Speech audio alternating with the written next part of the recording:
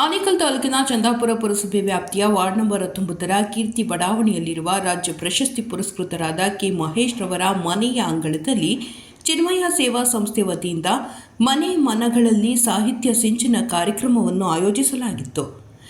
ಇಂದು ವರಕವಿ doctor ದಾರಾ ಬೇಂದ್ರೆ ರವರ ವಿರಚಿತ ಕಾವ್ಯ ಗಾಯನ ಹಾಗೂ ಸ್ಮರಣೆ ಕಾರ್ಯಕ್ರಮವನ್ನು ಹಮ್ಮಿಕೊಳ್ಳಲಾಗಿತ್ತು. ಪ್ರತಿ ತಿಂಗಳ 3ನೇ ಭಾನುವಾರದಂದು ಆನೇಕಲ್ ತಾಲೂಕಿನಲ್ಲಿರುವ ಸಾಧಕರು, ಹೋರಾಟಗಾರರ ಮನೆಯ ಅಂಗಳದಲ್ಲಿ ಚಿನ್ಮಯ ಸೇವಾ ಸಂಸ್ಥೆ ವತಿಯಿಂದ ಮನೆ ಮನಗಳಲ್ಲಿ ಸಾಹಿತ್ಯ ಸಿಂಚನ ಕಾರ್ಯಕ್ರಮವನ್ನು ಹಮ್ಮಿಕೊಳ್ಳುವ ಮೂಲಕ ಮನೆ ಮನಗಳಲ್ಲಿ ಸಾಹಿತ್ಯವನ್ನು ಬಿತ್ತುವ ಕೆಲಸವನ್ನು ಮಾಡುತ್ತಿದ್ದಾರೆ ಎಂದರೆ ತಪ್ಪಾಗಲಾರದು. ಇದೇ ಸಂದರ್ಭದಲ್ಲಿ ವರಕವಿ ಡಾಕ್ಟರ್ ದಾರಾ ಬೇಂದ್ರೆರವರಿಗೆ ಸಂಬಂಧಿಸಿದ ಕಾವ್ಯ ಗಾಯನ ಮತ್ತು ಸಾಧನೆಗಳನ್ನು ಸಾರ್ವಜನಿಕರಿಗೆ ತಿಳಿಸಿಕೊಡಲಾಯಿತು. ಕಾರ್ಯಕ್ರಮದ ಅಧ್ಯಕ್ಷತೆಯನ್ನು ಸರ್ಕಾರಿ ನೌಕರರ ಸಂಘದ ಅಧ್ಯಕ್ಷ ಕೆ ಶಿವಣ್ಣರವರು ವಹಿಸಿದ್ದರು.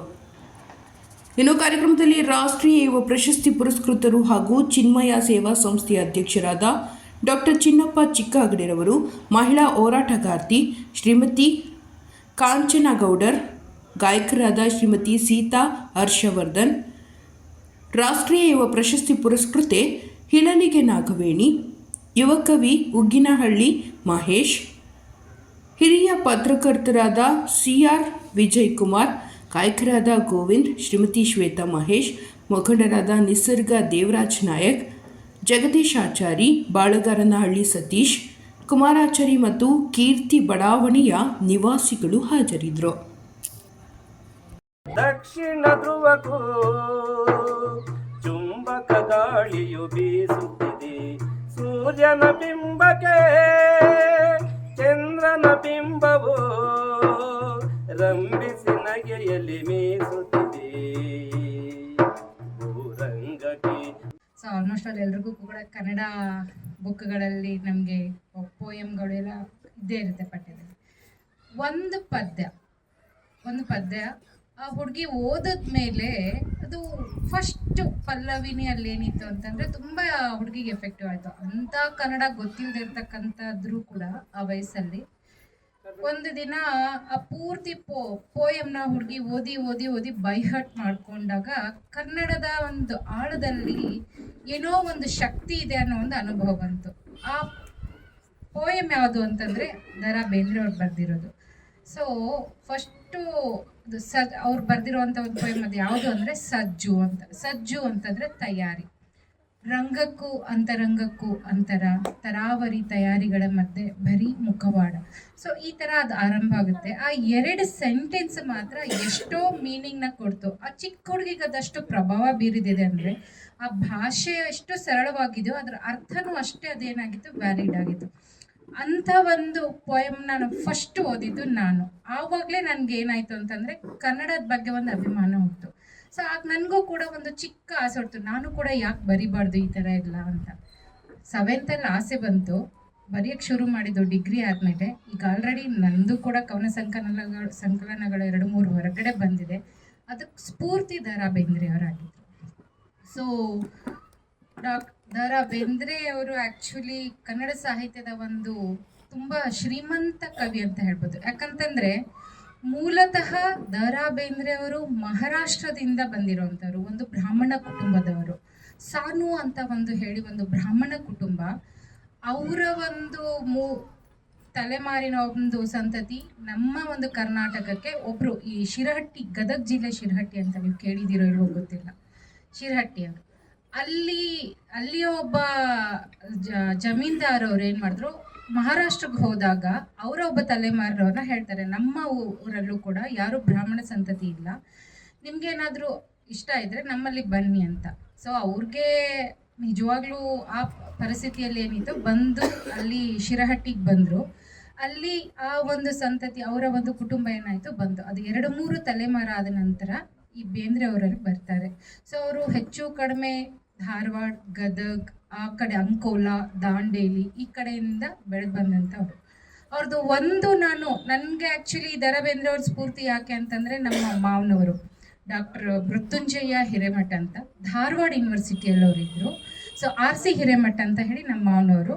ನಮ್ಮ ಚಿಕ್ಕಪ್ಪ ಮೃತ್ಯುಂಜಯ ಹಿರೇಮಠ ಅಂತ, ಅವರು ಅಸೋಸಿಯೇಷನ್ ಬೇಂದ್ರೆ ಅವ್ರ ಜೊತೆ ಇತ್ತು. ಒಂದು ಅವರು ನನಗೆ ಅವ್ರ ಎಕ್ಸ್ಪೀರಿಯನ್ಸ್ ಯಾವಾಗಲೂ ಹೇಳೋರು, ಆರ್ ಸಿ ಹಿರೇಮಠ ಅವರು, ನಮಸ್ಕಾರ ನಾವೆಲ್ಲರೂ ಹೇಳ್ತೀವಿ, ಅದ್ರ ಹಿಂದೆ ಒಂದು ಅರ್ಥ ಇದೆ, ಅದನ್ನ ಬೇಂದ್ರೆ ಅವರು ಎಕ್ಸ್ಪ್ಲೇನ್ ಮಾಡಿದ್ರು. ಬಹುಶಃ ಇವತ್ತು ಅವರಷ್ಟು ಎಫೆಕ್ಟಿವ್ ಆಗಿ ಹೇಳಕ್ಕಾಗುತ್ತೋ ಆಗಲ್ವೋ ನಮ್ಗೆ ಗೊತ್ತಿಲ್ಲ, ಆದರೆ ಪ್ರಯತ್ನ ಪಡ್ತೀನಿ. ಅವರ ಒಂದು ನಮ್ಮ ಒಂದು ಬಾಲ ಭಾಷೆಯಲ್ಲಿ, ಉತ್ತರ ಕರ್ನಾಟಕ ಭಾಷೆಯಲ್ಲಿ ಹೇಳಕ್ ಪ್ರಯತ್ನ ಪಡ್ತೀನಿ. ಸೊ ಮೈಕ್ ಬೇಡ ಅನ್ಕೋತೀನಿ, ಕೇಳಿಸುತ್ತಾ? ಓಕೆ. ನಮ್ಮ ಕನ್ನಡ ವ್ಯಾಕರಣದಲ್ಲಿ ವ್ಯಂಜನಗಳಿದೆ, ಹೌದಾ? ಹೌದವರು ತ ಥ ದ ದ ನ ಪ ಪ ಭ ಬ ಮ ತ ದ, ಹೌದಾ? ಸೊ ಈಗ ನಮಗೆ ನ ತ ಅಲ್ಲಿ ಅಂದ್ರೆ ತ ಪ, ಹೌದಾ? ಹೌದಾ ಇಲ್ವೋ? ಆಗುತ್ತೆ. ಹಾಗೆ ನ ಮ ಕೊನೆಯ ಅಕ್ಷರಗಳನ್ನ ನಾವು ನೋಡಿದ್ರೆ ನಮ ಅನ್ನೋದೇನಿದೆಯಲ್ಲ, ನಮಸ್ಕಾರ.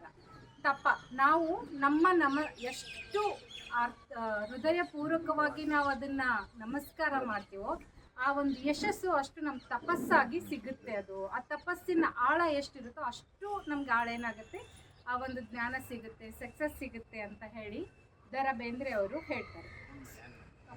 ಸೊ ಹೀಗೆ ಅವರು ಪ್ರತಿಯೊಂದು ಪದವನ್ನ ಅವರು ಒಂದು ನಿವೇದನೆಯ ಮೂಲಕ ಅರ್ಥಗರ್ಭಿತವಾಗಿ ಹೇಳ್ತಕ್ಕಂಥ ಒಂದು ಶಕ್ತಿನ ನಮಗೆ ಯಾರು ತೋರಿಸ್ಕೊಟ್ರು ಅಂತಂದ್ರೆ ದ.ರಾ. ಬೇಂದ್ರೆ ಅವ್ರನ್ನ ನಾವು ಸಾಹಿತ್ಯ ಲೋಕದಲ್ಲಿ, ಈಗ ನಮ್ಮ ಸಾಹಿತ್ಯ ಲೋಕವನ್ನ ನಾವು ನೋಡಿದ್ರೆ ನವ್ಯ ಸಾಹಿತ್ಯ, ಪುರಾತನ ಸಾಹಿತ್ಯ, ತುಂಬಾ ಸಾಹಿತ್ಯದ ಹಂತಗಳನ್ನ ನಾವು ನೋಡ್ತಾ ಬರ್ತೀವಿ. ಅದರ ಪ್ರತಿ ಒಂದು ಹಂತದಲ್ಲೂ ಕೂಡ ಅವರ ಸಾಹಿತ್ಯ ಏನಾಗ್ತಿದೆ, ಇವತ್ತಿಗೂ ಕೂಡ ಅದು ಒಂದು ದಾರಿನ, ಒಂದು ಸೂಕ್ಷ್ಮತೆನ, ಒಂದು ಪೂರ್ವಾಗ್ರಹಗಳನ್ನ ಬಿಡಿಸುವಂತ ಒಂದು ಶಕ್ತಿನ ಅದು ದ.ರಾ. ಬೇಂದ್ರೆ ಅವ್ರದ್ದು ತೋರಿಸ್ತಾ ಇದೆ.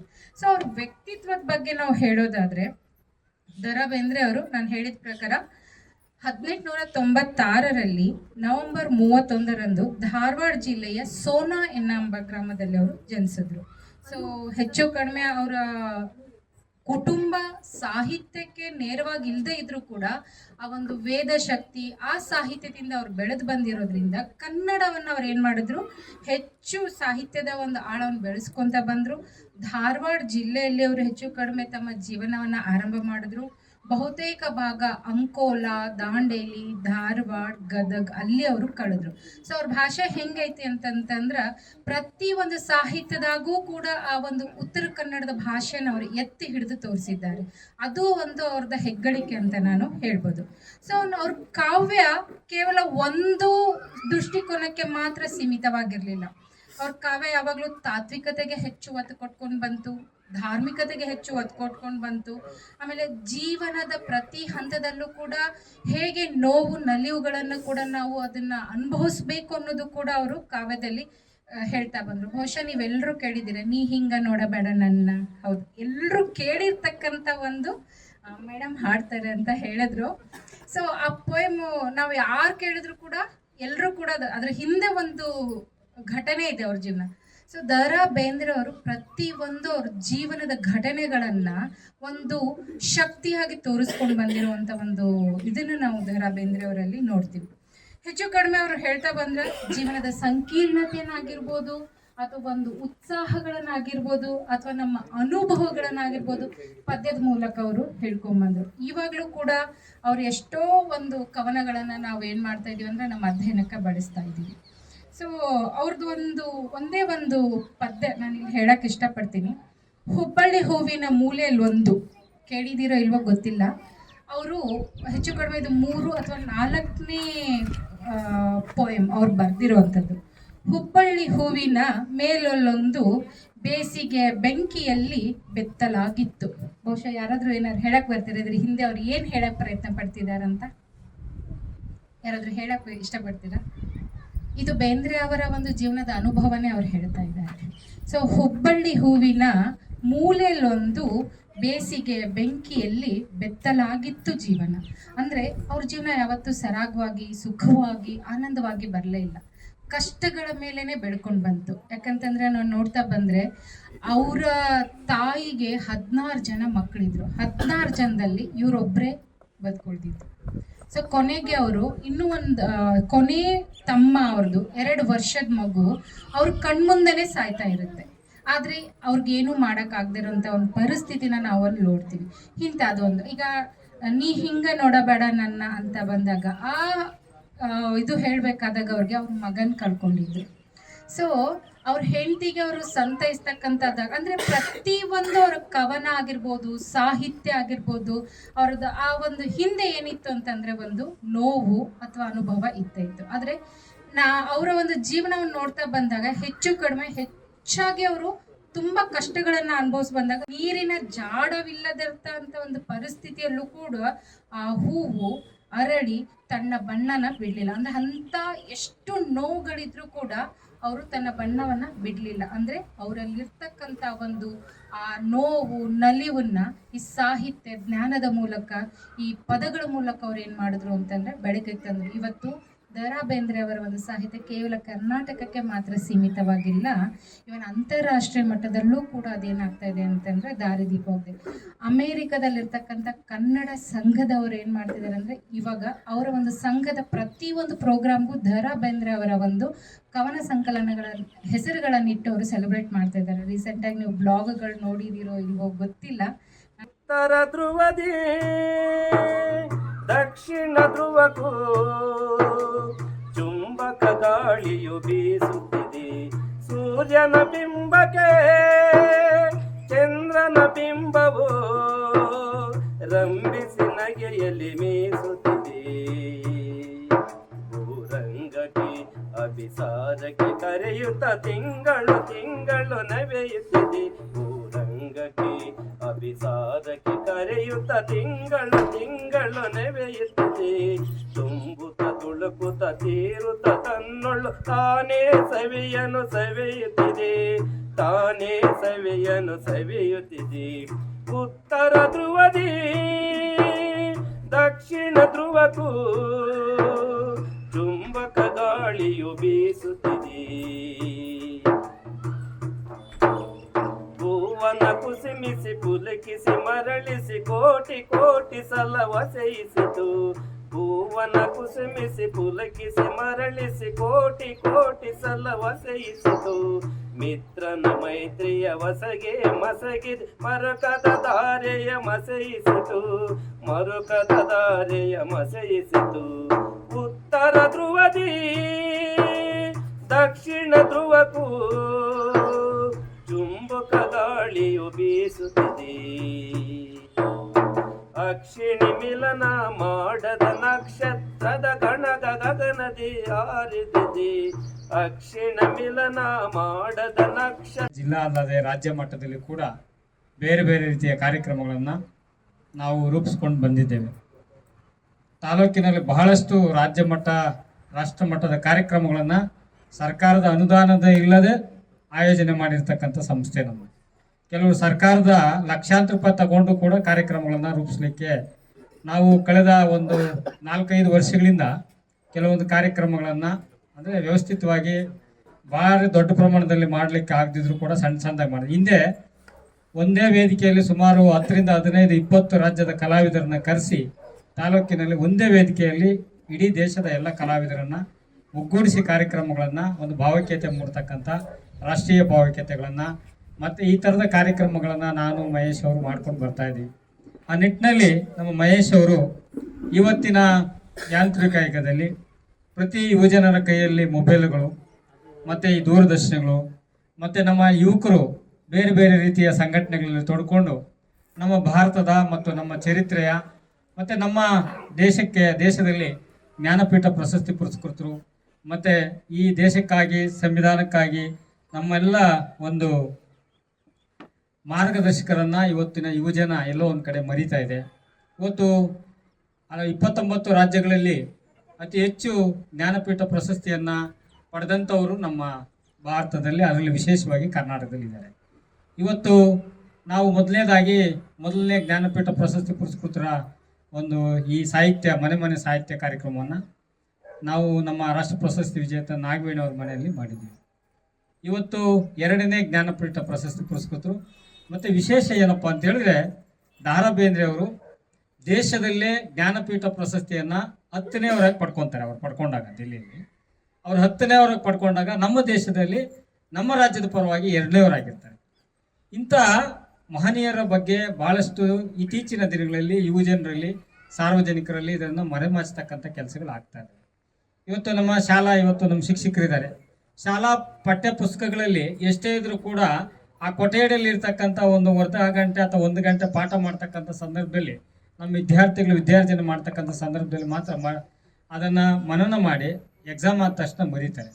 ಆದರೆ ಇವತ್ತು ಇಂಥ ಜ್ಞಾನಪೀಠ ಪ್ರಶಸ್ತಿ ಪುರಸ್ಕೃತಿರ್ಬೋದು, ಅಥವಾ ನಮ್ಮ ಇತಿಹಾಸಕಾರರಿರ್ಬೋದು, ಸಂವಿಧಾನಕಾರರಿರ್ಬೋದು, ಅಥವಾ ನಮ್ಮ ಈ ಹಿಂದೆ ನಾವೆಲ್ಲ ಈ ಮಟ್ಟಕ್ಕೆ ಬರೋದಕ್ಕೆ ಕಾರಣಕರ್ತರಾದಂಥ ಮಹನೀಯರನ್ನು ನೆನೀತಕ್ಕಂಥ ಕೆಲಸ ಕಾರ್ಯಗಳು ಇತ್ತೀಚಿನ ದಿನಗಳಲ್ಲಿ ಇಲ್ಲ. ಹಾಗಾಗಿ ನಮ್ಮ ಚಿನ್ಮಯ ಸೇವಾ ಸಂಸ್ಥೆ ಕಳೆದ ಹಲವಾರು ವರ್ಷಗಳಲ್ಲಿ ವಿಭಿನ್ನವಾದ ಆಡುಮುಟ್ಟದ ಸೊಪ್ಪಿಲ್ಲ, ನಾವು ಮಾಡ್ತಕ್ಕಂಥ ಕಾರ್ಯಕ್ರಮವಿಲ್ಲದ ಈ ರೀತಿಯಲ್ಲಿ ಮಾಡಿದ್ದೀವಿ. ನಾವು ಹೇಳ್ಕೋಬೋದೋ ಬೇಡ ಗೊತ್ತಿಲ್ಲ. ಆದರೆ ಇದನ್ನು ಯಾಕೆ ಹೇಳಬೇಕು ಅಂತ ಹೇಳಿದ್ರೆ, ನನಗೆ ರಾಷ್ಟ್ರ ಪ್ರಶಸ್ತಿ ಬಂದಾಗ ಎಂಥದ್ದು ಮಂಗಳೂರಲ್ಲಿ ಇಂಟ್ರ್ಯೂಗೆ ಕರೀತಾರೆ ವಿಜಯ ಕರ್ನಾಟಕದಲ್ಲಿ. ನಾನು ಮಹೇಶ್ ಹೋಗಿರ್ತೀವಿ, ನಮ್ಮ ಕುಟುಂಬ ಎಲ್ಲ ಹೋಗಿರ್ತೀವಿ. ವಿಜಯ ಕರ್ನಾಟಕದಲ್ಲಿ ನನ್ನನ್ನು ಇಂಟ್ರ್ಯೂ ಮಾಡ್ತಾರೆ. ಏನಂತೇಳಿ, ನೀವು ಎಷ್ಟು ಕಾರ್ಯಕ್ರಮ ಮಾಡಿದಿರಿ, ಹೇಗೆ ಮಾಡಿದ್ದೀರಾ ಅಂಥೇಳಿ ಎಲ್ಲ ಮಾಡಿದಾಗ ನಾವು ಕಾಮನ್ ಆಗಿ ಏನೋ ಒಂದು ನಮ್ಗೇನು ಪ್ರಶಸ್ತಿಗಾಗಿ ಕಾರ್ಯಕ್ರಮ ಮಾಡಿದವರಲ್ಲ, ನಾವು ನಿರಂತರವಾಗಿ ಬ್ಲಡ್ ಡೊನೇಷನ್ನು, ಐ ಕ್ಯಾಂಪು, ಈ ಥರದ ಸಾಮಾಜಿಕ ಕಾರ್ಯಕ್ರಮ ಮಾಡ್ತಾ ಇದ್ವಿ. ಕೆಲವು ಈ ಕಾರ್ಯಕ್ರಮಕ್ಕೆ ನಮ್ಮ ರಾಷ್ಟ್ರ ಪ್ರಶಸ್ತಿ ವಿಜೇತರು ನಾಗವೇಣಿಯವರು ಬರ್ತಾ ಇದ್ದಾರೆ. ಅವರು ವೇದಿಕೆ ಮೇಲೆ ಬರಲಿ ಅಂತೇಳಿ ನಾನು ಅವ್ರಿಗೆ ಸ್ವಾಗತವನ್ನು ಅದೇ ರೀತಿ ಕೋರ್ತಾ, ಮತ್ತೆ ಯಾಕೆ ಈ ಕಾರ್ಯಕ್ರಮ ಪ್ರಸ್ತುತ ಮತ್ತೆ ನಾವು ಯಾಕೆ ಮಾಧ್ಯಮ ಇತ್ತೊಂದು ದಾಖಲೆಗಳು ಇರ್ತಾವೆ ಅಂತ ಹೇಳಿದಾಗ, ನೀವು ಎಷ್ಟು ಕಾರ್ಯಕ್ರಮ ಮಾಡಿದ್ದೀರಾ ಅಂತ ಹೇಳಿ ಕೇಳಿದಾಗ, ಸರ್ ನಾವೊಂದು 50-60 ಕಾರ್ಯಕ್ರಮ ಮಾಡಿರ್ಬೋದು, ದಾಖಲೆ ಇಟ್ಟಿದ್ದೀರಾ? ಇಲ್ಲ. ಆಮೇಲೆ ಅವತ್ತು ಬೆಳಿಗ್ಗೆ ವಿಜಯ ಕರ್ನಾಟಕದಲ್ಲಿ ಕಲ್ಲಲ್ಲಿ ಅರಳಿದ ಹೂಗಳು ಅಂತೇಳಿ ಒಂದು ಅರ್ಧ ಪುಟ ಬರುತ್ತೆ.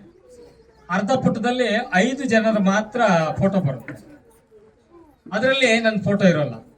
ನಾನು ಕರ್ನಾಟಕದಲ್ಲಿ ಮೊಟ್ಟ ಮೊದಲನೇ ರಾಷ್ಟ್ರ ಪ್ರಶಸ್ತಿ ಆಗ್ತದೆ. ಈ ನಮ್ಮ ಮೇಡಮ್ ಅವರು ರಾಷ್ಟ್ರ ಪ್ರಶಸ್ತಿ ನಮ್ಮ ಆನೇಕಲ್ಲಲ್ಲಿ ಮೊದಲು ತಗೊಂಡಿದ್ರು, ಬಟ್ ಅವ್ರು ಆಂಧ್ರದಲ್ಲಿ ತಗೊಂಡಿದ್ರು. ಕರ್ನಾಟಕದಲ್ಲಿ ಆದಾಗ ಮೊಟ್ಟ ಮೊದಲನೇ ರಾಷ್ಟ್ರೀಯ ಯುವಜನೋತ್ಸವದಲ್ಲಿ ಮೊಟ್ಟ ಮೊದಲನೇ ರಾಷ್ಟ್ರೀಯ ಯುವಜನ ಪ್ರಶಸ್ತಿಗೆ ಭಾಜನರಾಗಿರೋನು ಏಕೈಕ ವ್ಯಕ್ತಿ. ನನ್ನ ಹೆಸರು ಬರಬೇಕಾಗಿತ್ತು, ನನ್ನ ಫೋಟೋ ಬರಬೇಕಾಗಿತ್ತು. ನನ್ನ ಹೆಸರು ಹಾಕಿದ್ರು, ಆದರೆ ಫೋಟೋ ಬರಿಲ್ಲ. ಕಾರಣ ಏನಪ್ಪ ಅಂತ ಹೇಳಿದ್ರೆ, ನಮ್ಮ ಅಲ್ಲಿ ಏನು ಮಾಡಿದ್ರು, ನಿಮ್ಮ ಆನೇಕಲ್ ತಾಲೂಕಿನ ನಮ್ಮ ಮಾಧ್ಯಮದವ್ರದ್ದು ಒಂದು ಫೋನ್ ನಂಬರ್ ಕೊಡಿ ಅಂತ. ಆಗ ನನ್ನ ಗುರುಗಳದ್ದು ಶಿವಣ್ಣ ಸರ್ದು ಕೊಟ್ಟಿದ್ರೆ ಅವರು ಅದಕ್ಕೆ ಯಾವ ರೀತಿ ಬೇಕಾದರೂ ಕೊಡ್ತಾಯಿದ್ರು. ನಾನೇನು ಮಾಡಿದೆ, ನಮ್ಮ ಹಿರಿಯರು ರವಿಶಾಸ್ತ್ರಿ ಅಂತಿದ್ದಾರೆ, ಕನ್ನಡ ಪ್ರಭ ವರದಿಗಾರರು, ನಾನು ಅವರ ದೂರವಾಣಿಯ ಸಂಖ್ಯೆಯನ್ನು ಕೊಟ್ಟೆ. ಅಲ್ಲೇನೆ ಅವರು ಫೋನ್ ಮಾಡಿದಾಗ ಹೇಳ್ತಾರೆ ನಮ್ಮ ಬಗ್ಗೆ. ಭಾಳ ಅವ್ರಿಗೆ ಖುಷಿಯಲ್ಲಿ ಹೇಳ್ಬೇಕಾದ್ರೆ, ಅವರು ಆ ಥರ ಕಾರ್ಯಕ್ರಮ ಮಾಡಿದ್ರು, ಬೇರೆ ಬೇರೆ ಕಾರ್ಯಕ್ರಮ ಮಾಡಿದ್ರು, ರಾಜ್ಯ ಮಟ್ಟ ರಾಷ್ಟ್ರ ಮಟ್ಟ ಕಾರ್ಯಕ್ರಮ ಮಾಡ್ತಾರೆ. ಆಮೇಲೆ ಅವ್ರು MP ಗೆ ನಿಂತಿದ್ರು ಅಂದ್ಬಿಟ್ರು, MP ಗೆ ನಿಂತಿದ್ರು, MLA ಗೆ ನಿಂತಿದ್ರು. ಆಮೇಲೆ ಅಲ್ಲಿ ಅವರು ಹೇಳಿದ್ರು, ಹೌದಾ ನೀವು ಚುನಾವಣೆಗೆ ಸ್ಪರ್ಧೆ ಮಾಡಿದ್ರ? ನಾವು ಇಂಡಿಪೆಂಡೆಂಟ್ ಆಗಿ ಮಾಡಿದ್ವಿ ಸರ್. ಆಮೇಲೆ ಎಷ್ಟು ಮತ ತಗೊಂಡೋದು? ಒಂದು 5800 ಓಟ್ ತಗೊಂಡ್ರು. ಸರಿ, ಆವಾಗ ಯಾರು ನಮ್ಮ BJP ಪಕ್ಷದಿಂದ ಯಾರು ಸ್ಪರ್ಧೆ ಮಾಡಿದ್ರು? ಆಮೇಲೆ ಇಂತಿಂತಾರೋ ಅಂತಿದ್ರು ಅಷ್ಟೇ. ಅದಾದ್ಮೇಲೆ ನೀವು ಹೋಗ್ಬೋದು ಅಂತ ಲಿಫ್ಟಲ್ಲಿ ಹೋಗಿದ್ವಿ. ಕೆಳಗಡೆ ಮಹೇಶ್ ಅವರಿದ್ರು, ಮೇಲೆ ನಾವಿದ್ವಿ. ಅದಾದ್ಮೇಲೆ ಬೆಳಗ್ಗೆ ನಾ ಏನು ಮಾಡಿದೆ, ನಾವು ಓದೋರೆಲ್ಲ ಒಂದು ಟಿ ಕಾರ್ಗಳೆಲ್ಲ ಹೋಗಿದ್ವಿ. ನನಗೆ 7 ದಿನ ಯುವಜನೋತ್ಸವದಲ್ಲಿ ಪಾಲ್ಗೊಳ್ಳೋದಕ್ಕೆ ಎಲ್ಲ ವ್ಯವಸ್ಥೆ ಸರ್ಕಾರ ಮಾಡಿತ್ತು. ನಾವೇನು ಮಾಡಿದ್ವಿ, ಪ್ರಶಸ್ತಿ ತಗೊಂಡು 2 ದಿನಕ್ಕೆ ರಿಟರ್ನ್ ಆದಾಗ ಈ ಮಹೇಶ್ ಅವರು ಮಿಸಸ್ಸು ಕೇಳ್ತಾರೆ, ಶ್ವೇತಾ ಅವರು ಯಾಕೆ ರಿಟರ್ನ್ ಬಂದ್ಬಿಟ್ರಿ ಅಂತ. ಇಲ್ಲ, ಅಲ್ಲಿ ಈ ಥರ ವಿಜಯ ಕನ್ನಡದಲ್ಲಿ ಹಿಂಗೆ ಆಯಿತು, ಈ ಥರ ಭಾಳ ಬೇಸರ ಆಯಿತು ಚಿನ್ನಪ್ಪವ್ರಿಗೆ, ಹಂಗಾಗಿ ನಾವೆಲ್ಲ ರಿಟರ್ನ್ ಮಾಡ್ತೀವಿ. ಇಲ್ಲ, ನೀವು ಮಾಡಿರೋ ಕಾರ್ಯಕ್ರಮಗಳೆಲ್ಲ ನಾನೊಂದು 80-90 ಕಾರ್ಯಕ್ರಮನ ಸೇವ್ ಮಾಡಿಟ್ಟಿದ್ದೀವಿ, ಕಪ್ಪು ಬಿಳುಪು ಅಂತ.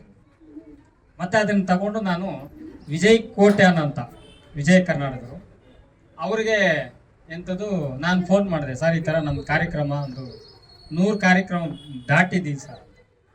ಮತ್ತು ಇಲ್ಲೆಲ್ಲ ಬಂದಿರತಕ್ಕಂಥವ್ರೆಲ್ಲ 40-50, ನಿಮ್ಮ 100 ದಾಟಿದರೆ ನೀವು ಎಷ್ಟು ತಗೊಂಬನ್ನಿ ಅಂತ. ಸರ್ ನಾನು ಬಂದುಬಿಟ್ಟೆ ಸರ್. ಮತ್ತಿರ್ಗ ಇಲ್ಲಿಂದ ಒಂದು ಅಂಬಾಸಿಡರ್ ಕಾರ್ ಮಾಡ್ಕೊಂಡು ನೈಟಲ್ಲಿ ಮಲ್ಕೊಂಡು ಇದೆಲ್ಲ ತೊಗೊಂಡು ನಾನು ಹೋದೆ. ಅದಾದಮೇಲೆ ಕಾಕತಾಳೀಯವಂತೆ ನಮ್ಮ ಬೆಂಗಳೂರಲ್ಲಿ ಒಂದು ದೊಡ್ಡ ಗಲಾಟೆ ಆಗುತ್ತೆ. ಪೊಲೀಸರು ಮತ್ತು ಪತ್ರಕರ್ತರಿಗೆ ಭಾರಿ ದೊಡ್ಡ ಗಲಾಟೆ ಆಗುತ್ತೆ ಬೆಂಗಳೂರಲ್ಲಿ. ಆವತ್ತಿನ ಬೆಳಿಗ್ಗೆ ವಿಜಯ ಕರ್ನಾಟಕ ತಿರುಗಿಸಿ 2ನೇ ಪುಟ ನೋಡಿದ್ರೆ ಅದರಲ್ಲಿ ಚಂದಾಪುರದ ಚಿನ್ನ ಅಂತೇಳಿ, ರಕ್ತ ಸಂಬಂಧ ಬೇರೆಯುವ ಚಂದಾಪುರದ ಚಿನ್ನ ಅಂತೇಳಿ ಅರ್ಧ ಪುಟ ಬರೀತಾರೆ. ಯಾಕೆ ಈ ವಿಚಾರವನ್ನು ಹೇಳ್ತೀನಿ ಅಂತ ಹೇಳಿದ್ರೆ, ನಾವು ಕೆಲವು ಮಾಹಿತಿಗಳನ್ನು ಕೆಲವೊಂದನ್ನು ನಾವು ಇಟ್ಟಿಲ್ಲ ಅಂತ ಹೇಳಿದ್ರೆ, ಎಲ್ಲೋ ಒಂದು ಕಡೆ ನಾವು ಎಷ್ಟೇ ಸಾಧನೆ ಮಾಡಿದ್ರು ಏನು ಮಾಡಿದ್ರು ಕೂಡ ಅದು ಶೂನ್ಯ ಆಗ್ತದೆ.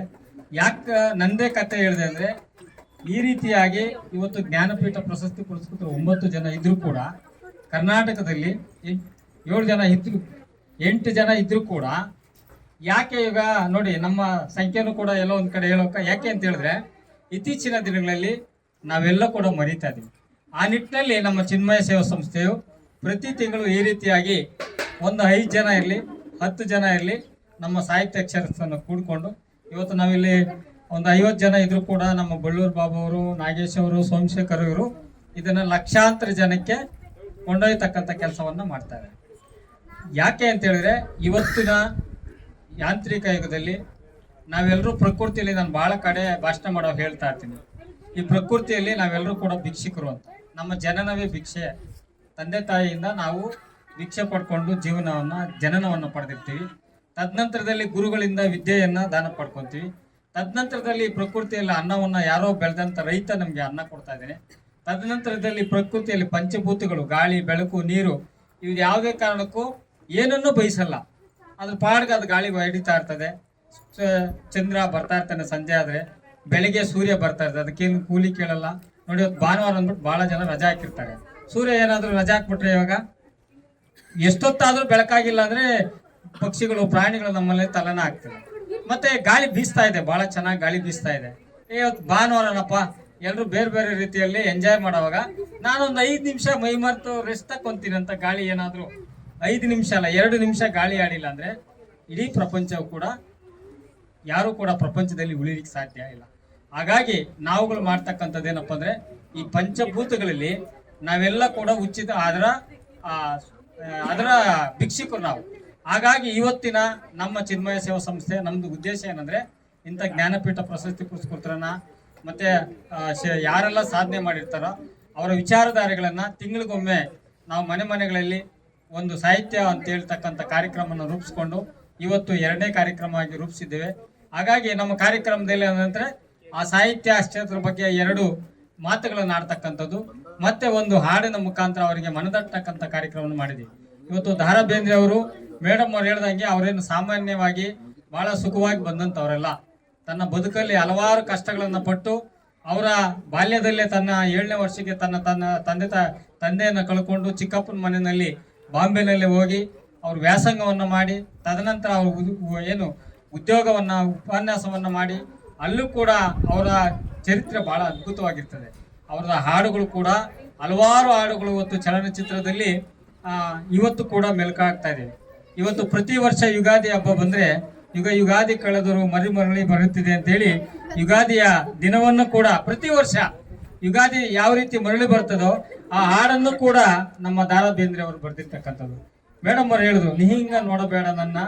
ಮತ್ತೆ ಆ ಹಾಡು ಕೂಡ ತನ್ನ ಮಗನನ್ನ ಕಳ್ಕೊಂಡಾಗ ಹೆಂಡತಿಯನ್ನ ಯಾವ ರೀತಿ ಹೇಳ್ತಕ್ಕಂಥ ಈ ಹಾಡು, ಹೀಗೆ ಬಹಳ ಅದ್ಭುತವಾಗಿ ಅವರ ಹಾಡುಗಳು ವಿಭಿನ್ನವಾಗಿ ಇರ್ತಕ್ಕಂಥದ್ದು. ಹಾಡಿನ ಮುಖಾಂತರ ಇವತ್ತು ಅವರು ದಾರಾ ಬೇಂದ್ರೆ ನಮ್ಮ ಜೊತೆಗಿದ್ದಾರೆ. ಮತ್ತೆ ಜ್ಞಾನಪೀಠ ಇವತ್ತು ಅತಿ ಶ್ರೇಷ್ಠವಾದ, ಇವತ್ತು ಎಲ್ಲೋ ಕಡೆ ಸಾಹಿತ್ಯಗಳು ಕೂಡ ಕಡಿಮೆ ಆಗ್ತದೆ. ಇವತ್ತು ಹಿಂದಿನ ದಿನಗಳಲ್ಲಿ ಬಹಳ ಜನ ಪತ್ರಕರ್ತರಾಗಿ ಬರ್ತಾ ಇದ್ರು, ರಾಜಕೀಯದಲ್ಲಿ ಬರ್ತಾ ಇದ್ರು, ಶಿಕ್ಷಕರಾಗಿ ಬರ್ತಾ ಇದ್ರು, ವಕೀಲರಾಗಿ ಬರ್ತಾ ಇದ್ರು. ಇವತ್ತು ಎಲ್ಲ ಕಡೆ ನಶಿಸಿ ಹೋಗ್ತದೆ, ಎಲ್ಲ ರಂಗಗಳು ನಶಿಸಿ ಹೋಗ್ತದೆ. ಕಾರಣ ಏನಪ್ಪಾ ಅಂತ ಹೇಳಿದ್ರೆ, ನಮ್ಮ ಹಿಂದಿನದವರನ್ನ ನಾವು ಎಂಥದ್ದು ನೆನಪಾಕೊಂಡಿಲ್ಲ ಅಂದ್ರೆ ಆಗೋದಿಲ್ಲ. ಈಗ ನನ್ನ ತಂದೆ ತಾಯಿ ಇಲ್ಲ ಅಂದ್ರೆ ನಾನು ಬರ್ತಾ ಇದ್ನಾ? ಹಾಗೆ ನನ್ನ ತಂದೆ ತಾಯಿಯವರು, ನಮ್ಮ ತಾತ ಇದ್ರೆ ನಮ್ಮ ತಂದೆ ಬರ್ತಾ ಇಲ್ಲ. ಹಾಗೆ ಈ ಜಗತ್ತಿನಲ್ಲೂ ಕೂಡ, ಈ ಪ್ರಕೃತಿ ಮಾತೆಯಲ್ಲೂ ಕೂಡ ನಮ್ಮ ಹಿಂದಿನದನ್ನ ನಾವು ನೆನೆಸ್ಕೊಂಡಿಲ್ಲ ಅಂತ ಹೇಳಿದ್ರೆ ನಾವು ಮುಂದೆ ಏನ್ ಮಾಡ್ಲಿಕ್ಕೂ ಸಾಧ್ಯ ಆಗಲ್ಲ. ಹಾಗಾಗಿ ಇವತ್ತು ಈ ದೇಶದಲ್ಲಿ ಬಲಿಷ್ಠವಾಗಿರ್ತಕ್ಕಂಥ ಜ್ಞಾನಪೀಠ ಪ್ರಶಸ್ತಿಯನ್ನು ಕೊಟ್ಟಂತವ್ರನ್ನ ನಾವು ನೆನೆಸ್ಕೊಂಡಾಗಿಲ್ಲ. ಒಂದು 4 ಮಕ್ಕಳು ನಮ್ಮ ಆಶ್ರಮದ ಮಕ್ಕಳು ಬಂದಿದ್ದಾರೆ. ಅವರು ಒಳ್ಳೆ ಹಾಡುಗಾರಿಕೆಯನ್ನು ಆಡ್ತಾರೆ. ಅವರಲ್ಲಿ ಇಂಥ ಜ್ಞಾನಶಕ್ತಿಯನ್ನು ಬರೆದಾಗ ಅವರಲ್ಲಿ ಕೂಡ ನಾಳೆ ಕವಿಗಳಾಗಿಯೋ ಸಾಹಿತ್ಯ ಕ್ಷೇತ್ರದಲ್ಲಿ ಒಂದು ಗುಣಮಟ್ಟದ ಶಕ್ತಿಯಾಗಿ ಹೊರಹೊಮ್ಮುತ್ತಾರೆ. ಆ ನಿಟ್ಟಿನಲ್ಲಿ ಈ ಕಾರ್ಯಕ್ರಮಗಳನ್ನ ಚಿನ್ಮಯ ಸೇವಾ ಸಂಸ್ಥೆಯು ಹಲವಾರು, ಇವತ್ತು ನಮ್ಮ ಸರ್ಕಾರಿ ನೌಕರ ಸಂಘದ ತಾಲೂಕು ಅಧ್ಯಕ್ಷ ಶಿವಣ್ಣ ಅವ್ರದ್ದು ಬಹಳ ಬಿಜಿ ಶೆಡ್ಯೂಲ್ ಇರ್ತದೆ, ಪ್ರಾಂಶುಪಾಲರು ಬಿಜಿ ಶೆಡ್ಯೂಲ್ ಇರ್ತಾರೆ, ಸೀತಾ ಮೇಡಮ್ ಅವರು ಬಿಜಿ ಶೆಡ್ಯೂಲ್. ಆದರೂ ಕೂಡ ನಾವು 5 ಅಥವಾ 20 ಜನ ಸೇರಿ ಮಾಡಿದ್ರು ಕೂಡ ಉದ್ದೇಶ ಏನಪ್ಪ ಅಂತ ಇದೆ, ಇದು ಬಹಳ ಜನರಿಗೆ ಅನುಕೂಲ ಆಗ್ತಕ್ಕಂಥದ್ದು, ಮತ್ತೆ ಯುವ ಜನರಿಗೆ ಪೂರಕವಾದ ಕಾರ್ಯಕ್ರಮಗಳನ್ನ. ಇವತ್ತು ನಾನು ಬಹಳ ಕಡೆ ಮಾತಾಡೋದೇ ನನ್ನ ಕೆಲಸ. ಆದರೆ ಹಿಂದೆ ನಾನು ಮೇಡಮ್ ಅವ್ರದ್ದು, ನಾಗವೇಣಿ ಅವ್ರದ್ದು ಹೆಂಗಂದ್ರೆ, ನಮ್ದು ಪತ್ರಿಕೆ ಟಿವಿಗಳಲ್ಲಿ ಕಾಣಿಸ್ಕೊಂತೀವಿ. ಆದರೆ ಇದನ್ನೆಲ್ಲ ವ್ಯವಸ್ಥೆ ಮಾಡ್ತಕ್ಕಂಥ ಮಹೇಶ್ ಅವರು ಕಳೆದ 25 ವರ್ಷಗಳಿಂದ ಹಿಂದೆನೇ ಇರ್ತಾರೆ. ಅವರು ನಮಗೆ ಆಮೇಲೆ ನನಗೆ ಬಹಳ ಹೆಂಗಂತ ಹೇಳಿದ್ರೆ ಹಿಂದಿನಿಂದನೂ ನಮ್ಮೆಲ್ಲ ಕಾರ್ಯಕ್ರಮನ ಇವತ್ತು 2-3 ಗಂಟೆಯಲ್ಲಿ ರೂಪಿಸ್ಬಿಡ್ತಾರೆ. ಹಾಗಾಗಿ ನಮ್ಮ ಸಂಸ್ಥೆ ಹಲವಾರು ವರ್ಷಗಳಿಂದ ಸಮಾಜಮುಖಿ ಕೆಲಸಗಳನ್ನು ಮಾಡ್ಕೊಬರ್ತದೆ. ಬಹಳ ಜನ ನಮ್ಮ ಸಂಸ್ಥೆ ಬಗ್ಗೆ ಒಂದು ವಿರುದ್ಧವಾಗಿ ಹೇಳ್ತಾರೆ, ಕೋಟ್ಯಾಂತರ ರೂಪಾಯಿ ದುಡ್ಡು ಮಾಡ್ಬಿಡ್ತಾರೆ, ಲಕ್ಷಾಂತರ ರೂಪಾಯಿ ದುಡ್ಡು ಮಾಡ್ತಾರೆ, ಸುಮ್ಮನೆ ಮಾಡಲ್ಲ ಅಂತ. ನಾನು ಈಗಾಗಲೇ ಹೇಳಿದೆ, ಹಲವಾರು ಸರ್ಕಾರಗಳನ್ನು ಮಾಡ್ತಕ್ಕಂಥ ಕೆಲಸಗಳನ್ನು ಸರ್ಕಾರದ ಸೌಲಭ್ಯವನ್ನು ಮಾಡಿರ್ತಕ್ಕಂಥ ನಮ್ಮ ಚಿನ್ಮಯ ಸಂಸ್ಥೆ. ಹಾಗಾಗಿ ನಾನು ಹೆಚ್ಚು ವಿಚಾರವನ್ನ ಮಾತಾಡಿದ್ದೆ. ಯಾಕೆ ಅಂತ ಹೇಳಿದ್ರೆ ಈ ಒಂದು ವಿಚಾರ ನಮ್ಮ ಸಂಸ್ಥೆ ಯಾಕೆ ಮಾಡ್ತಾ ಇರ್ತಕ್ಕಂಥದ್ದನ್ನ ಹೇಳ್ತಾ ಇರುತ್ತೆ ಅನ್ನೋದು ನಾವೆಲ್ಲ ಮೇ ಬಿ ಕೆಲವೊಂದು ಅನುಭವಗಳಿಲ್ಲದೆ ಇದ್ರೆ ಅದನ್ನ ನಾವು ಅನುಭವಿಸಿ ಹೇಳೋದು ಕಷ್ಟ. ಆದರೆ ಅದು ಕಷ್ಟಕರವಾದ ಸಂದರ್ಭ ಅಂತ ಮಾತ್ರ ನಮ್ಗೆ ಅರ್ಥ ಆಗುತ್ತೆ. ಮಗನ್ನ ಕಳ್ಕೊಂಡಿರುವಂಥ ಹೆಂಡ್ತಿನ ನೋಡಿ, ಹೆಣ್ಮಕ್ಳದ್ದು ಏನು ಒಂದು ವಿಶೇಷತೆ ಅಂದರೆ ಅವರು ಕಷ್ಟನ ಕಣ್ಣೀರಲ್ಲಿ ಹೇಳ್ಬಿಡ್ತಾರೆ, ಅಲ್ಲಿಗೆ ಅರ್ಧ ಭಾರ ಇಳ್ದ ಹಾಗೆ. ಆದರೆ ಒಬ್ಬ ಗಂಡು ತನ್ನ ದುಃಖನ, ಸಂತೋಷನ, ತನ್ನಲ್ಲಿರುವ ಆ ಭಾವನೆಗಳನ್ನು ವ್ಯಕ್ತವಾಗಿ ಓಪನ್ ಆಗಿ ಹೇಳುವಂಥ ಆ ಫ್ರೀಡಮ್ನ ಇನ್ನೂ ಎಲ್ಲೂ ಪಡೆದಿಲ್ಲ ಅನ್ನೋದು ನನ್ನ ಅನಿಸಿಕೆ. ಕಂಪ್ಲೀಟ್ ಆಗಿ ಯಾರು ಎಲ್ಲೂ ವ್ಯಕ್ತಪಡಿಸೋದಿಲ್ಲ ಒಬ್ಬ ಗಂಡಸು ತನ್ನ ಭಾವನೆಗಳನ್ನು. ಆಗ ಬೇಂದ್ರೆಯವರು ಆ ನೋವನ್ನು ಕಡಿಮೆ ಮಾಡ್ಕೊಡೋದಕ್ಕೆ ನಮ್ಮ ಹೆಂಡತಿಗೆ ಹೇಳಿದಂಥ ಮಾತುಗಳು ಈ ಕವನ ರೂಪದಲ್ಲಿ.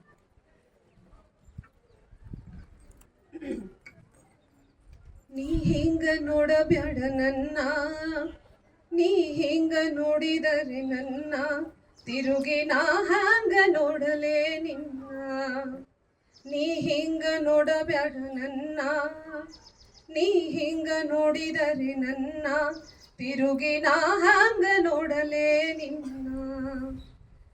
ದಾರಿಲಿ ನೆನೆದ ಕೈ ಹಿಡಿದ ನೀನು ತಣ್ಣಾಗಂತ ನಾ ತಿಳಿದು, ಬಿಡುವಲ್ಲೇ ಇನ್ನೊನು ಬೂದಿ ಮುಚ್ಚಿದ ಕೆಂಡಾಯಿದಂತ ಹೊಳೆದು, ಮುಗಿಲಿನ ಕಪ್ಪರಿಸಿ ನೆಲಕ ಬಿತ್ತರ ನೆಲಕ ನೆಲೆ ಎಲ್ಲಿಂದ, ಅಗಾದಿ ಮಾತು ನಂಬಿ ನಾನು ದೇವರಂತ ತಿಳಿದೆ ಏನು ನೀನನ್ನ. ನೀ ಹಿಂಗ ನೋಡಬೇಡ ನನ್ನ, ನೀ ಹಿಂಗ ನೋಡಿದರೆ ನನ್ನ, ತಿರುಗಿ ನಾ ಹಂಗ ನೋಡಲೇ ನಿನ್ನ. ಇಬ್ಬನಿ ತೊಳೆದರು ಹಾಲು ಮೆತ್ತಿದ ಕವಳಿ ಕಂಟಿಯ ಹಣ್ಣು, ಹೊಳೆ ಹೊಳೆವ ಹಾಂಗ ಕಣ್ಣಿರುವ ಹೆಣ್ಣ ಹೇಳು ನಿನ್ನ ಬೇನ ಈ ಕಣ್ಣು. ದಿಗಿಲಾಗಿ ಅನ್ನತದ ಜೀವ ನಿನ್ನ ಕಣ್ಣಾರೆ ಕಂಡು ಒಮ್ಮಿಗಿಲ, ಹುಣ್ಣಿವಿ ಚಂದಿರನ ಹೆಣ ಬಂತು ಮುಗಿಲಾಗ ತೇಲುತ್ತಾ ಹಗಲ. ನೀ ಹಿಂಗ ನೋಡಬೇಡ ನನ್ನ, ನೀ ಹಿಂಗ ನೋಡಿದರೆ ನನ್ನ, ತಿರುಗಿ ನಾ ಹಂಗ ನೋಡಲೇ ನಿನ್ನ. ನಿನ್ನ ಕಣ್ಣಿನಾಗ ಕಾಲೂರಿ ಮಳೆಯು ನಡು ನಡುಕ ಹುಚ್ಚು ನಗೆ ಯಾಕ, ಹನಿ ಒಡೆಯಲಿಕ್ಕೆ ಬಂದಂಥ ಮೋಡ ತಡದಾಂಗ ಗಾಳಿಯ ನೆವಕ. ಅತ್ತಾರ ಹತ್ತು ಬಿಡು ಹೊನಲು ಬರಲಿ ನಕ್ಯಾಕ ಮರೆಸ್ತಿ ದುಃಖ, ಎದೆ ಬಡಿಸಿ ಕೆಡವು ಬಿರಿಗಣ್ಣು ಬ್ಯಾಡ ತುಟಿಗಚ್ಚಿ ಹಿಡಿಯದಿರು ಬಿಕ್ಕ. ನೀ ಹಿಂಗ ನೋಡಬ್ಯಾಡ ನನ್ನ, ನೀ ಹಿಂಗ ನೋಡಿದರೆ ನನ್ನ, ತಿರುಗಿ ನಾ ಹಂಗ ನೋಡಲೇ ನಿನ್ನ, ತಿರುಗಿ ನಾ ಹಂಗ ನೋಡಲೇ ನಿನ್ನ, ತಿರುಗಿ ನಾ ಹಂಗ ನೋಡಲೇ ನಿನ್ನ. ತುಂಬಾ ತಾತ್ವಿಕತೆಗೆ ಹೆಚ್ಚು ಫೇಮಸ್ ಆಗಿದ್ದು ಅಂತಂದ್ರೆ ನಕ್ಲು ನಾಣಣ್ಣ ಅಂತ ಅವ್ರು ಬರೆದಿರ್ತಕ್ಕಂಥ ಒಂದು ಕೃತಿ. ಅದರಲ್ಲಿ ಏನಾಗಿತ್ತು ಅಂತಂದ್ರೆ, ಜೀವನದಲ್ಲಿ ಪ್ರತಿ ಒಬ್ಬ ವ್ಯಕ್ತಿ ಒಂದು ಹುಡುಕಾಟದಲ್ಲಿ ಇರ್ತಾನೆ. ಏನ್ ಹುಡುಕ್ತಿರ್ತೀವಿ ಅನ್ನೋದಕ್ಕಿಂತ ಏನ್ ದಕ್ಕಿಸ್ಕೊಂಡ್ರು ಕೂಡ ಇನ್ನೊಂದನ್ನು ಹುಡುಕೋ ಒಂದು ಪ್ರಯತ್ನದಲ್ಲೇ ಇದ್ದೇ ಇರ್ತಾರೆ. ಆ ಒಂದು ಪ್ರಯತ್ನ ಹೇಗಿರುತ್ತೆ ಸಮಾಜದಲ್ಲಿ, ಸಾಮಾಜಿಕ ಸಂಸ್ಥೆಗಳಲ್ಲಿ ಈ ಹುಡುಕಾಟ ಅನ್ನೋ ಒಂದು ಹೇಗೆ ಬೆಳೆದು ಬಂದಿದೆ ಅನ್ನೋ ಒಂದು ಆ ತಾತ್ವಿಕತೆನ ಈ ನಕ್ಲು ನಾಣಣ್ಣದಲ್ಲಿ ಅವರು ಹೇಳಿದರು. ಇದು ಕೂಡ ಹೆಚ್ಚು ಒಂದು ಪ್ರಸಿದ್ಧಿ ಹೊಂದಿರತಕ್ಕಂಥ ಒಂದು ಅವರ ಕೃತಿ. ಸೊ ನಾನು ಜಸ್ಟ್ ಇದನ್ನು ಸಮ್ ಅಪ್ ಮಾಡ್ತೀನಿ. ಬೇಂದ್ರೆಯವರು ನೋಡೋಕ್ಕೆ ಎಷ್ಟು ಸರಳವಾಗಿದ್ರೋ ಅಷ್ಟೇ ನೇರ ನುಡಿಯವರು. ನೇರವಾಗಿ ಯಾರು ಏನು ಅನ್ಕೋತಾರ, ಯಾರು ಏನು ಬೇಜಾರಾಗ್ತಾರಲ್ಲ, ಅವ್ರಿಗೆ ಏನಿರುತ್ತೋ ಕರೆಕ್ಟಾಗಿ ಸರಿ ಇದ್ದು ನೇರವಾಗಿ ಹೇಳ್ತಕ್ಕಂಥ ಒಂದು ಮನಸ್ಥಿತಿ ಅವರ ಒಂದು. ಆದರೆ ಅವರ ವಿಚಾರಗಳು ಎಷ್ಟು ತೀಕ್ಷ್ಣವಾಗಿ ಆಳವಾಗಿತ್ತು ಅಂತಂದರೆ ಪ್ರತಿಯೊಬ್ಬ ವ್ಯಕ್ತಿಯೂ ಕೂಡ ಏನನ್ನು ಅನುಭವಿಸ್ತಿದ್ದಾರೆ ಅನ್ನೋದನ್ನು ಅವ್ರ ಸಾಹಿತ್ಯದ ಮೂಲಕ ಅವರು ಪ್ರತಿಬಿಂಬಿಸ್ತಾರೆ. ಸೊ ಇಂಥ ಒಬ್ರು ಕುವೆಂಪು ಅವರು ಹೇಳ್ತಾರೆ ಬೇಂದ್ರೆ ಅವ್ರ ಬಗ್ಗೆ ಏನಂತಂದ್ರೆ, ಬೇಂದ್ರೆ ಅವರು ಕನ್ನಡದ ಪರಂಪರೆ ಕವಿಯಲ್ಲ, ಅವರು ಕನ್ನಡದ ನೋದೆ ಚಳುವಳಿಯ ಸ್ಫೂರ್ತಿದಾಯಕ ಶಕ್ತಿ ಅವರು ಅಂತ ಕುವೆಂಪು ಅವರು ಹೇಳ್ತಾರೆ. ಹಾಗೆ ಶಿವರಾಮ್ ಕಾರಂತ ಅವರು ಹೇಳ್ತಾರೆ, ಬೇಂದ್ರೆ ಅವರ ಕಾವ್ಯವನ್ನು ಕನ್ನಡದಲ್ಲಿ ಹೊಸದಾಗಿ ಹುಟ್ಟಿಸಿದ ಸಾಂಸ್ಕೃತಿಕ ಪ್ರಗತಿಪರರವರು, ಕನ್ನಡವನ್ನೇ ಇನ್ನೂ ಹೊಸದಾಗಿ ಹುಟ್ಟಿಸಿದವರವರು ಅನ್ನೋದನ್ನ ಅವ್ರು ಹೇಳ್ತಾರೆ. ಅಂದ್ರೆ ದ.ರಾ. ಬೇಂದ್ರೆ ಅವರು ಕೇವಲ ಒಬ್ರಿಗಲ್ಲ, ತುಂಬಾ ಪ್ರಸಿದ್ಧಿಯಾಗಿರ್ತಕ್ಕಂಥ ಇತರ ಕವಿಗಳು, ಸಾಹಿತಿಗಳಿಗೂ ಕೂಡ ಅವ್ರು ಏನಾಗಿದ್ರು ಅಂದ್ರೆ ಸ್ಫೂರ್ತಿದಾಯಕವಾಗಿದ್ರು. ಸಮ್ಮೇಳನಕ್ಕೆ ಅವರು ಶಿಕ್ಷಕರಾಗಿದ್ದಾಗ ಅವರನ್ನ ಸಾಹಿತ್ಯ ಸಮ್ಮೇಳನಕ್ಕೆ ಕರೆದಾಗ ಅವರು ಒಂದು ಖಾಸಗಿ ಶಾಲೆಯಲ್ಲಿ ಶಿಕ್ಷಕರಾಗಿ ಕೆಲಸ ಮಾಡುವಾಗ ಅವರು ಒಂದು ದಿನ ರಜಾ ಚೀಟಿಯನ್ನು ಬರೆದು ಇಟ್ಟೋಗಿರ್ತಾರೆ. ತದನಂತರ ಅವರು ಸಾಹಿತ್ಯ ಸಮ್ಮೇಳನವನ್ನು ಭಾನುವಾರ ಮುಗಿಸಿ ಬರಬೇಕಾದ್ರೆ ಅಲ್ಲಿನ ಎಲ್ಲ ಸಾಹಿತ್ಯ ಸಮ್ಮೇಳನವನ್ನು ಸಂಘಟನೆ ಮಾಡ್ತಕ್ಕಂಥವ್ರು ನಾವು ಸುಮಾರು ಒಂದು 22 ಎತ್ತಿನ ಗಾಡಿನ ಮೆರವಣಿಗೆಯಲ್ಲಿ ನಾವು ನಿಮ್ಮನ್ನೆಲ್ಲ ಸಮ್ಮೇಳನದಲ್ಲಿ ಮಾಡಿರ್ತಕ್ಕಂಥವನ್ನೆಲ್ಲ ಮೆರವಣಿಗೆ ಮಾಡಬೇಕಾಗ್ತದೆ, ಹಾಗಾಗಿ ನೀವು ಇಲ್ಲೇ ಉಳಿಬೇಕು ಅಂತೇಳಿ ಅವ್ರನ್ನ ಮನವಿ ಮಾಡಿಕೊಡ್ತಾರೆ. ಸೋಮವಾರದತ್ತು ಯಾವುದೇ ಕಾರಣಕ್ಕೂ ಎತ್ತುಗಳನ್ನು ಆವಾಗ ಬಂಡಿಯನ್ನು ಕಟ್ತಾ ಇಲ್ಲ, ಹಾಗಾಗಿ ನೀವು ಮಂಗಳವಾರ ಅವರನ್ನು ಏನು ಆ ತೇರಿನ 22 ಎತ್ತಿನ ಗಾಡಿನಲ್ಲಿ ಆ ಸಾಹಿತ್ಯದಲ್ಲಿ ಭಾಗವಹಿಸಿರ್ತಕ್ಕಂಥ ಎಲ್ಲರನ್ನೂ ಕೂಡ ಮೆರವಣಿಗೆಯನ್ನು ಮಾಡಿ, ತದನಂತರದಲ್ಲಿ ಬುಧವಾರ ದ.ರಾ. ಬೇಂದ್ರೆ ಅವರು ಯಾವ ರೀತಿ ತನ್ನ ಉದ್ಯೋಗಕ್ಕೆ ಹೋಗಿ ಶಾಲೆಗೆ ಹೋಗ್ಬೇಕಾದ್ರೆ ಆ ಶಾಲೆಯ ಕಾರ್ಯದರ್ಶಿಗಳು ಮುಂಚಿತವಾಗಿ ಬಂದು ಕೂತಿರ್ತಾರೆ. ಅವ್ರು ಕೂತು ಅವ್ರು ಬರಬೇಕಾದ್ರೆ ಅವತ್ತಿನ ಸಂಯುಕ್ತ ಕರ್ನಾಟಕದಲ್ಲಿ ಅವ್ರ ಬಗ್ಗೆ ವರದಿಯಾಗಿರ್ತಂತೆ, ಸಾರೋಟ್ನಲ್ಲಿ ಹೋಗಿರ್ತಾರೆ ಅಂತೇಳಿ. ಆ ಬಂದಂಥ ಸಂದರ್ಭದಲ್ಲಿ ಅವರು ತುಂಬ ವ್ಯಂಗ್ಯವಾಗಿ ದ.ರಾ. ಬೇಂದ್ರೆ ಅವ್ರನ್ನ ಈ ರೀತಿಯಾಗಿ ನೀವು ಶಾಲೆಗೆ ರಜೆ ಹಾಕಿದ್ದೀರಾ, ಮಕ್ಕಳಿಗೆ ಎಜುಕೇಷನ್ಗೆ ತೊಂದರೆ ಆಗ್ತದೆ, ವಿದ್ಯಾಭ್ಯಾಸಕ್ಕೆ ಅಂತೇಳಿ ಅವರನ್ನು ಕೇಳಿದಾಗ ವ್ಯಂಗ್ಯವಾಗಿ ಕೇಳಿದ್ರಿಂದ ಅವ್ರಿಗೆ ಮುಂಚಿತವಾಗಿಯೇ ಆ ಶಾಲೆಯಿಂದ ಅವರೂರಿಗೆ ಸ್ವಂತ ಊರಿಗೆ ಮತ್ತೆ ಅವರು ಅಲ್ಲಿ ಶಾಲೆಗೆ ಆಹ್ವಾನ ಬಂದಿರ್ತದೆ. ಆಗ ಅವರು ಅಲ್ಲೇನೆ ಒಂದು ರಾಜೀನಾಮೆಯನ್ನು ಕೊಟ್ಟು ನೇರ ನುಡಿಯಾಗಿ ನನ್ನನ್ನು ಈ ರೀತಿ ವ್ಯಂಗ್ಯವಾಗಿ ಮಾಡಿದ್ರೆ ಅಂತೇಳಿ ಅಲ್ಲೇ ಖಂಡಿಸಿ ರಾಜೀನಾಮೆಯನ್ನು ಕೊಟ್ಟು, ತದನಂತರ ಅವರು ಧಾರವಾಡಿಗೆ ಸ್ವಂತ ಊರಿಗೆ ಬಂದಾಗ ಅಲ್ಲೇ ಅವರಿಗೆ ಈಗ ಯಾವುದಾದ ಒಂದು ಹಾಡಿದೆಯಲ್ಲ, ಬಾರೋ ಸಾಧನಕೇರಿಗೆ, ಆವತ್ತು ಆ ಹಾಡು ಆಗಿರ್ತಕ್ಕಂಥದ್ದು. ಯಾಕೆಂತ ಹೇಳಿದ್ರೆ ಮೇಡಮ್ ಅವರು ಸ್ವಾಭಿಮಾನಿಯಾಗಿದ್ರು, ಅವ್ರು ನೇರವಾಗಿ ತಿಳಿಸ್ತಕ್ಕಂಥದ್ದು. ಅದು ಬಿಟ್ಟು ಇನ್ನು ಬೇರೆ ಬೇರೆ ಘಟನೆಗಳಿದಾವೆ. ಕಣ್ದುಡುಕಿ ಕನಸು ತೇಲಿ ಬರುತ್ತಾವ ಹುಡುಕಿ, ಕನಸು ತೇಲಿ ಬರುತ್ತಾವ ಹುಡುಕಿ, ನೀ ಹೊರಟಿದ್ದೀಗ ಎಲ್ಲಿಗೆ, ನೀ ಹೊರಟಿದ್ದೀಗ ಎಲ್ಲಿಗೆ, ಗಮ ಗಮ ಗಮಡಸವ ಮಲ್ಲಿಗೆ, ನೀ ಹೊರಟಿದ್ದೀಗ ಎಲ್ಲಿಗೆ, ನೀ ಹೊರಟಿದ್ದೀಗ ಎಲ್ಲಿಗೆ, ಚಿಕ್ಕಿ ತೋರಿಸ್ತಾವ ಚಚಿ ಬೆರಳ, ಚಂದ್ರಮ ಕನ್ನಡಿ ಹರಳ, ಚಿಕ್ಕಿ ತೋರಿಸ್ತಾವ ಚಚಿ ಬೆರಳ, ಚಂದ್ರಮ ಕನ್ನಡಿ ಹರಳ, ಮನಸೋತು ಆಯಿತು ಮರಳ, ನೀ ಹೊರಟಿದ್ದೀಗ ಎಲ್ಲಿಗೆ, ನೀ ಹೊರಟಿದ್ದೀಗ ಎಲ್ಲಿಗೆ, ಗಮ ಗಮ ಗಮ್ಮಡಿಸ್ತಾವ ಮಲ್ಲಿಗೆ, ನೀ ಹೊರಟಿದ್ದೀಗ ಎಲ್ಲಿಗೆ, ನೀ ಹೊರಟಿದ್ದೀಗ ಎಲ್ಲಿಗೆ, ನೆರಳಲ್ಲಾಡುತ್ತವ ಮರದ ಬುಡಕ, ಕೇರಿ ಕೇರಿ ನೋಗುತ್ತವ ತಡಕ, ನೆರಳಲ್ಲಾಡುತ್ತವ ಮರದ ಬುಡಕ, ಕೇರಿ ಕೇರಿ ನೋಗುತ್ತವ ತಡಕ, ಹಿಂಗ ಬಿಟ್ಟು ಇಲ್ಲಿ ನನ್ನ ನಡಕ, ಹಿಂಗ ಬಿಟ್ಟು ಎಲ್ಲಿ ನನ್ನ ನಡಕ, ನೀ ಹೊರಟಿದ್ದೀಗ ಎಲ್ಲಿಗೆ, ನೀ ಹೊರಟಿದ್ದೀಗ ಎಲ್ಲಿಗೆ, ಗಮ್ಮ ಗಮ್ಮ ಗಮ್ಮಾಡಸ್ತಾವ ಮಲ್ಲಿಗೆ, ನೀ ಹೊರಟಿದ್ದೀಗ ಎಲ್ಲಿಗೆ, ನೀ ಹೊರಟಿದ್ದೀಗ ಎಲ್ಲಿಗೆ. ಕರ್ನಾಟಕದಲ್ಲೇ ಸಹ ಕನ್ನಡದ ಮಹತ್ವ ಕಡಿಮೆ ಆಗ್ತಾ ಇದೆ ಅಂತ ಹೇಳ್ತೀನಿ. ಎಲ್ಲರೂ ಇಂಗ್ಲಿಷ್ ಅಂದ್ರೆ ಪರಭಾಷೆ ಅಂತ ಅವ್ರ ಮನನ ಒಲಿಸ್ತಾ ಇದ್ದಾರೆ. ಕರ್ನಾಟಕದವ್ರು ಅಂದ್ರೆ ಕನ್ನಡಕ್ಕೆ ಜಾಸ್ತಿ ಒತ್ತನ್ನ ಕೊಡಬೇಕು. ಮತ್ತೆ ದ.ರಾ. ಬೇಂದ್ರೆ ಅವ್ರ ಜೀವನದಲ್ಲಿ ತುಂಬಾ ಸರಳತೆಯಿಂದ ಇರ್ತಾ ಇದ್ರು. ಮತ್ತೆ ಅವರು ಏನ್ ಎಕ್ಸ್ಪೀರಿಯನ್ಸ್ ಮಾಡ್ತಾ ಇದ್ರು ಅದನ್ನ ಹೇಳ್ತಾ ಇದ್ರು. ಅದು ಅಂದ್ರೆ ಅವ್ರ ಮನಸ್ಸಿಂದ ಬರ್ತಾ ಇತ್ತು. ಅವ್ರ ಭಾವನೆಗಳನ್ನ ಅವ್ರ ಹಾಡಿನ ಮೂಲಕ ಹೇಳ್ಕೊಳ್ತಾ ಇದ್ರು. ಅದಾಗಿರ್ಬೋದು. ಮತ್ತೆ ಅವರು ಸಮಯಕ್ಕೆ ತುಂಬಾ ಮಹತ್ವ ಕೊಡ್ತಾ ಇದ್ರು ಅವ್ರ ಜೀವನದಲ್ಲಿ. ಎಲ್ಲರೂ ಸಹ ನಮ್ಮ ಜೀವನದಲ್ಲಿ ಅವರು ತತ್ವನ ಅಳವಡಿಸ್ಕೋಬೇಕು. ಏನೇ ಒಂದು ಈ ಸಮಯ ಮತ್ತೆ ಒಂದು ಬದುಕು ಒಬ್ಬ ವ್ಯಕ್ತಿಯ ಒಂದು ಬಹುದೊಡ್ಡ ಗುರುಗಳು ಅಂತ ಹೇಳ್ಬೋದು. ಯಾವ ಟೈಮಲ್ಲಿ ಏನು ಕಲಿಸುತ್ತೆ ಅಂತ ಹೇಳಕ್ಕಾಗಲ್ಲ.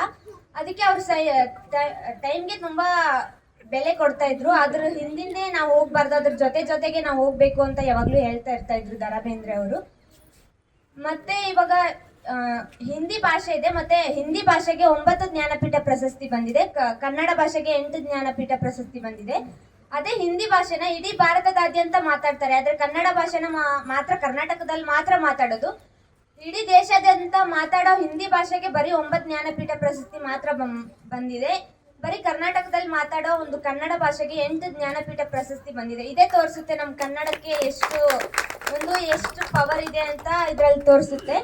ಮತ್ತೆ ಆಗಿನ ಕವಿಗಳು ತುಂಬಾ ಕನ್ನಡನ ಅವರು ಉಸಿರಾಗಿಸ್ಕೊಂಡಿದ್ರು. ಮತ್ತೆ ಪ್ರತಿಯೊಂದರಲ್ಲೂ ಏನೇ ಒಂದು ನೋಡಿದ್ರು, ಏನೇ ಒಂದು ಇದು ಮಾಡಿದ್ರು ಅದನ್ನ ಎಕ್ಸ್ಪೀರಿಯನ್ಸ್ ಆಗಿ ಅವರು ಕವಿತೆಗಳ ಮೂಲಕ ಹೇಳ್ತಾ ಇದ್ರು.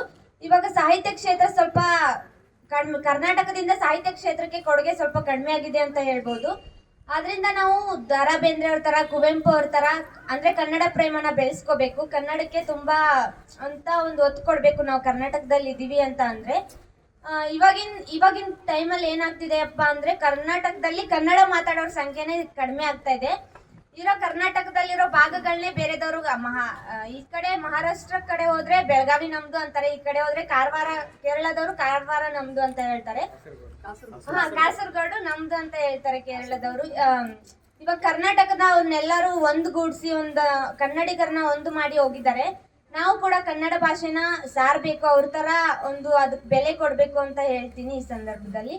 ಮತ್ತೆ ಕನ್ನಡಿಗರು ಇವತ್ತಿನ ಸಂದರ್ಭದಲ್ಲಿ ಏನಾಗ್ತಾ ಇದೆಯಪ್ಪ ಅಂದ್ರೆ ಕರ್ನಾಟಕದವರು ಕರ್ನಾಟಕದಿಂದ ಬೇರೆ ಬೇರೆ ರಾಜ್ಯಗಳಿಗೆ ಹೋಗಿ, ಬೇರೆ ಬೇರೆ ದೇಶಕ್ಕೆ ಹೋಗಿ, ಬೇರೆ ಬೇರೆ ಭಾಷೆನ ಕಲಿತಿದ್ದಾರೆ ಹೊರತು ಕನ್ನಡನೇ ಮರ್ತೋಗ್ತಾ ಇದ್ದಾರೆ.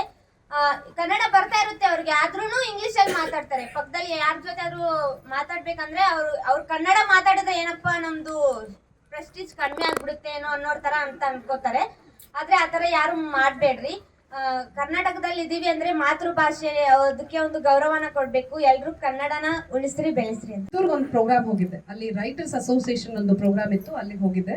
ಯಾಕೆಂದ್ರೆ ಅಮೆಝಾನ್ ಅಲ್ಲಿ ನಾನು 4 ಭಾಷೆಗೆ ಸಿನಿಮಾ ಮಾಡ್ತಾ ಇದ್ದೀನಿ. ಒಂದು ಹರರ್, ಒಂದು ಕಾಮಿಡಿ, ಮತ್ತೆ ಇದು ಕಲ್ಚರಲ್ ಪ್ರೋಗ್ರಾಮ್ ಒಂದು. ಸೊ ಅವರು ಟೀಮ್ ಅವರೆಲ್ಲ ಕರೆದಿದ್ರು ಅಂತ ಅಲ್ಲಿ ಹೋಗಿದ್ದೆ. ತೆಲುಗು ಅಂದ್ರೆ ಅಲ್ಲಿನ ಜನಕ್ಕೆ ಎಷ್ಟು ಅಭಿಮಾನ ಇದೆ ಅನ್ನೋದನ್ನ ನೀವೆಲ್ಲರೂ ನೋಡೇ ಇರ್ತೀರ. ತೆಲುಗು ಭಾಷೆ ಅಂದ್ರೆ ತೆಲುಗು ಅವ್ರಿಗೆ ಅವ್ರ ಬೇಸಿಕ್ ನೀಡ್ಸ್ ಏನಂತೀವಿ ನಾವು, ಊಟ ತಿಂಡಿ, ಅದಕ್ಕಿಂತಾನೂ ಜಾಸ್ತಿ ಪ್ರೀತಿ. ಆದ್ರೂ ಅವತ್ತು ಅಲ್ಲಿ ಕೆಲವೊಂದು ಕವಿಗಳು, ಹಿರಿಯರು ಹೇಳ್ತಾ ಇದ್ರು, ನಮ್ಮವ್ರಿಗೆ ಭಾಷೆ ಅಭಿಮಾನ ಕಡಿಮೆ ಆಗಿದೆ ಅಂತ. ಹಾಗಾದ್ರೆ ನಾವೇನ್ ಅನ್ಬೇಕು? ಬೆಂಗಳೂರು ಇಲ್ಲಿಂದ ಒಂದು 30 ಕಿಲೋಮೀಟರ್ ಹೋದ್ರೇನೆ ಕೆಲವೊಂದು ಏರಿಯಾಗಳಿಗೆ ಹೋದ್ರೆ ಕನ್ನಡ ಮಾತಾಡೋರು ನಿಮ್ಗೆ ಅಪರೂಪಕ್ಕೆ ಬೆರಳಿಗೆ ಎಷ್ಟು ಸಿಗ್ತಾರೆ, ಒಂದು 4-5 ಜನ. ಅದು ಅವರು ನೀವಾಗಿ ಕನ್ನಡದಲ್ಲಿ ಮಾತಾಡ್ಸಿದ್ರೆ ಫಸ್ಟ್ ಇಂಗ್ಲಿಷಲ್ಲಿ ಉತ್ತರ ಕೊಡ್ತಾರೆ. ನೀವು 10 ಸರಿ ಇನ್ಸಿಸ್ಟ್ ಮಾಡಿದ್ಮೇಲೆ ಇನ್ನು ಬೇರೆ ಕನ್ನಡ ಬಿಟ್ಟು ಬೇರೆ ಯಾವುದು ಮಾತಾಡಲ್ಲ ಈ ಮನುಷ್ಯ ಅಂತ ಗೊತ್ತಾದಾಗ ಮಾತ್ರ ಕನ್ನಡದಲ್ಲಿ ಉತ್ತರ ಕೊಡ್ತಾರೆ. ಸೊ ಇನ್ನು ನಾವು ನಮ್ಮ ಭಾಷೆನ ಉಳಿಸೋದಕ್ಕೆ ಇನ್ನೆಷ್ಟು ಕಷ್ಟಪಡಬೇಕು. ಹಾಗಾದ್ರೆ ಅವತ್ತು ಅವ್ರು ಹೇಳ್ತಿದ್ದಾಗ ನಂಗೆ ಅದೇ ಫ್ಲಾಶ್ ಆಗಿದ್ದು, ತೆಲುಗು ಎಲ್ಲ ಕಡೆ ಇದೆ. ನಾನು ಒಂದು ಇವೆಂಟ್ ಮಾಡಿದ್ರು, ಅಲ್ಲಿ ಹೋದಾಗ ದುಬೈಲಿದ್ದಾರೆ, ಮಲೇಷಿಯಾಲಿದ್ದಾರೆ, ಪ್ಯಾರಿಸಲ್ಲಿ, ಎಲ್ಲಿ ಹೋದ್ರು ತೆಲುಗು ಅವ್ರು ಇದ್ದಾರೆ. ಈ ವಿಷಯ ನಿಮ್ಗೆ ಗೊತ್ತಿರಬಹುದು, ಯಾಕೆಂದ್ರೆ ಈ ಕಡೆ ಸ್ವಲ್ಪ ತೆಲುಗು ಮಾತಾಡೋ ಜನನು ಇದ್ದಾರೆ. ಎಲ್ಲ ಭಾಷೆ ಅಂದ್ರೂ ನಮಗೂ ಅಭಿಮಾನ, ಆದರೆ ಮಾತೃಭಾಷೆ ಮಾತ್ರ ಕನ್ನಡ. ಅಷ್ಟು ಮಾತಾಡೋ ಜನ ಇದ್ದು, ಅಷ್ಟು ಅಭಿಮಾನ ಪಡೋಂಥವ್ರು ಇದ್ರೂ ಕೂಡ ನಮ್ಮ ಭಾಷೆ ಅಳಿವಿನ ಅಂಚಿನಲ್ಲಿದೆ ಅಂತ ಅವ್ರು ತುಂಬಾ ಭಯ ಪಡ್ತಾ ಇದ್ದಾರೆ. ಅಂದ್ರೆ ಕನ್ನಡದವ್ರು ಇನ್ನೆಷ್ಟು ವರ್ಕ್ ಮಾಡಬೇಕು ನಾವು ನಮ್ಮ ಭಾಷೆನ ಉಳಿಸ್ಕೊಳ್ಳೋದಕ್ಕೆ ಅನ್ನೋ ನಿಟ್ಟಿನಲ್ಲಿ ನಾನು ಸರ್ ಹೇಳ್ತೀನಿ, ಸರಿ ಎನಿ ಟೈಮ್ ಈ ಇದನ್ನ ನಾವು 4 ಜನಕ್ಕೆ ತಲುಪಿಸುವಂತ ಕಾರ್ಯಕ್ರಮ ಏನೇ ಇದ್ರೂ ಮಾಡೋಣ. ಅದಕ್ಕೋಸ್ಕರ ನಾನು ಆಕ್ಚುಲಿ ಹೈದರಾಬಾದ್ ಬೆಳಗ್ಗೆ ಬಂದಿದ್ದೀನಿ. ಮಹೇಶ್ ಸರ್ ಅವರು ಕರೆದ ತಕ್ಷಣ ಬಂದೆ. ಮಹೇಶ್ ಸರ್ನ ಚಿನ್ನಪ್ಪ ಸರ್ನ ನಾನು 8-10 ವರ್ಷದಿಂದ ನೋಡ್ತಾ ಇದ್ದೀನಿ. ಲಾಭ ಇಲ್ಲ ಅಂದ್ರೆ ಯಾವ ಕೆಲಸ ಮಾಡೋದು ಈಗಿನ ಜನರು ತುಂಬಾ ಕಡಿಮೆ. ಅಂದ್ರೆ 4 ಜನ ನೋಡ್ತಾರೆ, ಪ್ರಶಂಸೆ ಬರುತ್ತೆ, ದುಡ್ಡು ಬರುತ್ತೆ, ಅಥವಾ ರಿಕಗ್ನಿಷನ್ ಬರುತ್ತೆ ಅನ್ನೋಂಥ ಕೆಲಸಗಳನ್ನ ಮಾಡೋರೇ ಜಾಸ್ತಿ. ಯಾವ್ದು ಇದೆಯೋ ಇಲ್ವೋ ಒಗ್ಗಟ್ಟಿನಲ್ಲಿ ತಮ್ಮದೇ ಆದಂಥ ಒಂದು ಅದ್ಭುತವಾದ ಸಂಸ್ಥೆ, ನಾಗವೇಣಿ ಮ್ಯಾಮ್ ಕೂಡ ಅದ್ಭುತವಾದಂಥ ಒಂದು ಸಂಸ್ಥೆನ ನಡೆಸ್ಕೊಂಡು ನೂರಾರು ಕಾರ್ಯಕ್ರಮಗಳನ್ನ ಮಾಡ್ತಾ ಇವತ್ತಿನವರೆಗೂ ನಾನು 7-8 ವರ್ಷದಿಂದ ಒಂದು ಪ್ರೋಗ್ರಾಮ್ಗೆ ಬಂದಿದ್ದೆ ಅನ್ಸುತ್ತೆ, ಸ್ಫೂರ್ತಿ ಕಾಲೇಜಲ್ಲಿ. ಅವತ್ತು ಹೇಗಿದ್ದಾರೆ ಇವತ್ತು ಹಾಗೆ ಇದ್ದಾರೆ.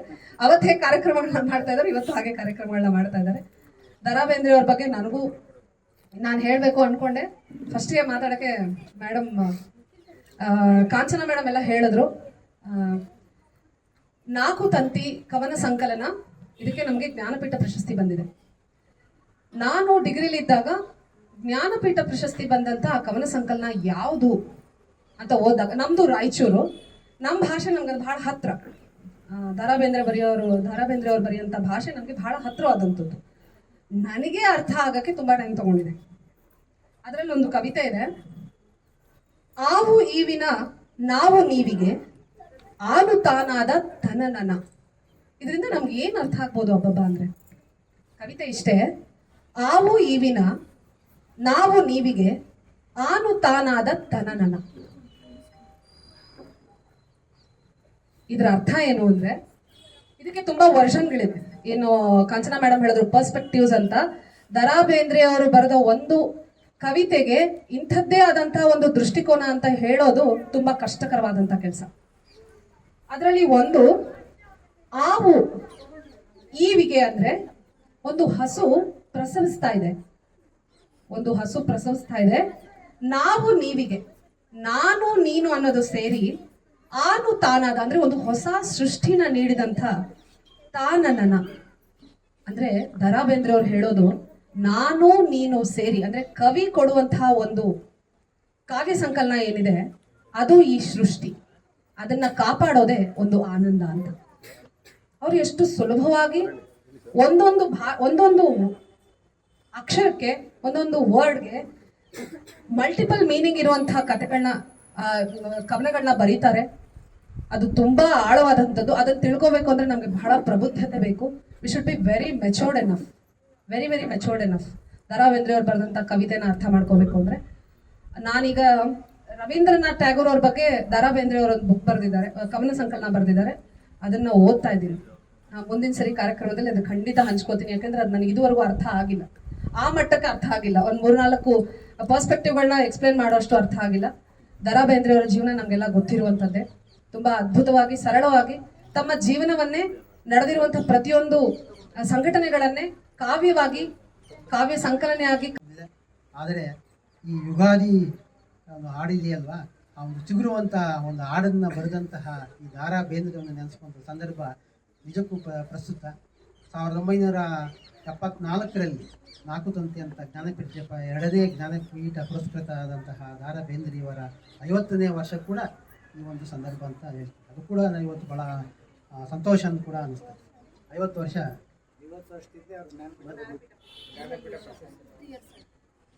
ನಾವು ಈ ಯುಗಾದಿ ಕಳೆದಿರುವಂಥ ಪ್ರತಿಯೊಬ್ಬರೂ ಕೂಡ ನಾವು ಇವತ್ತು ಅಂತ ಇರ್ತೀವಿ. ಹಬ್ಬ ಬಂದ ತಕ್ಷಣ ನಮಗೆ ಕಹಿ ಸಿಹಿ ಅಂತೂ ಕೂಡ ನಾವು ಅಂತೀವಿ. ಆದರೆ ಅದು ಯಾರು ಬರೆದವರು ಸಹ ನಮಗೆ ಸಾಕಷ್ಟು ಗೊತ್ತಿಲ್ಲ.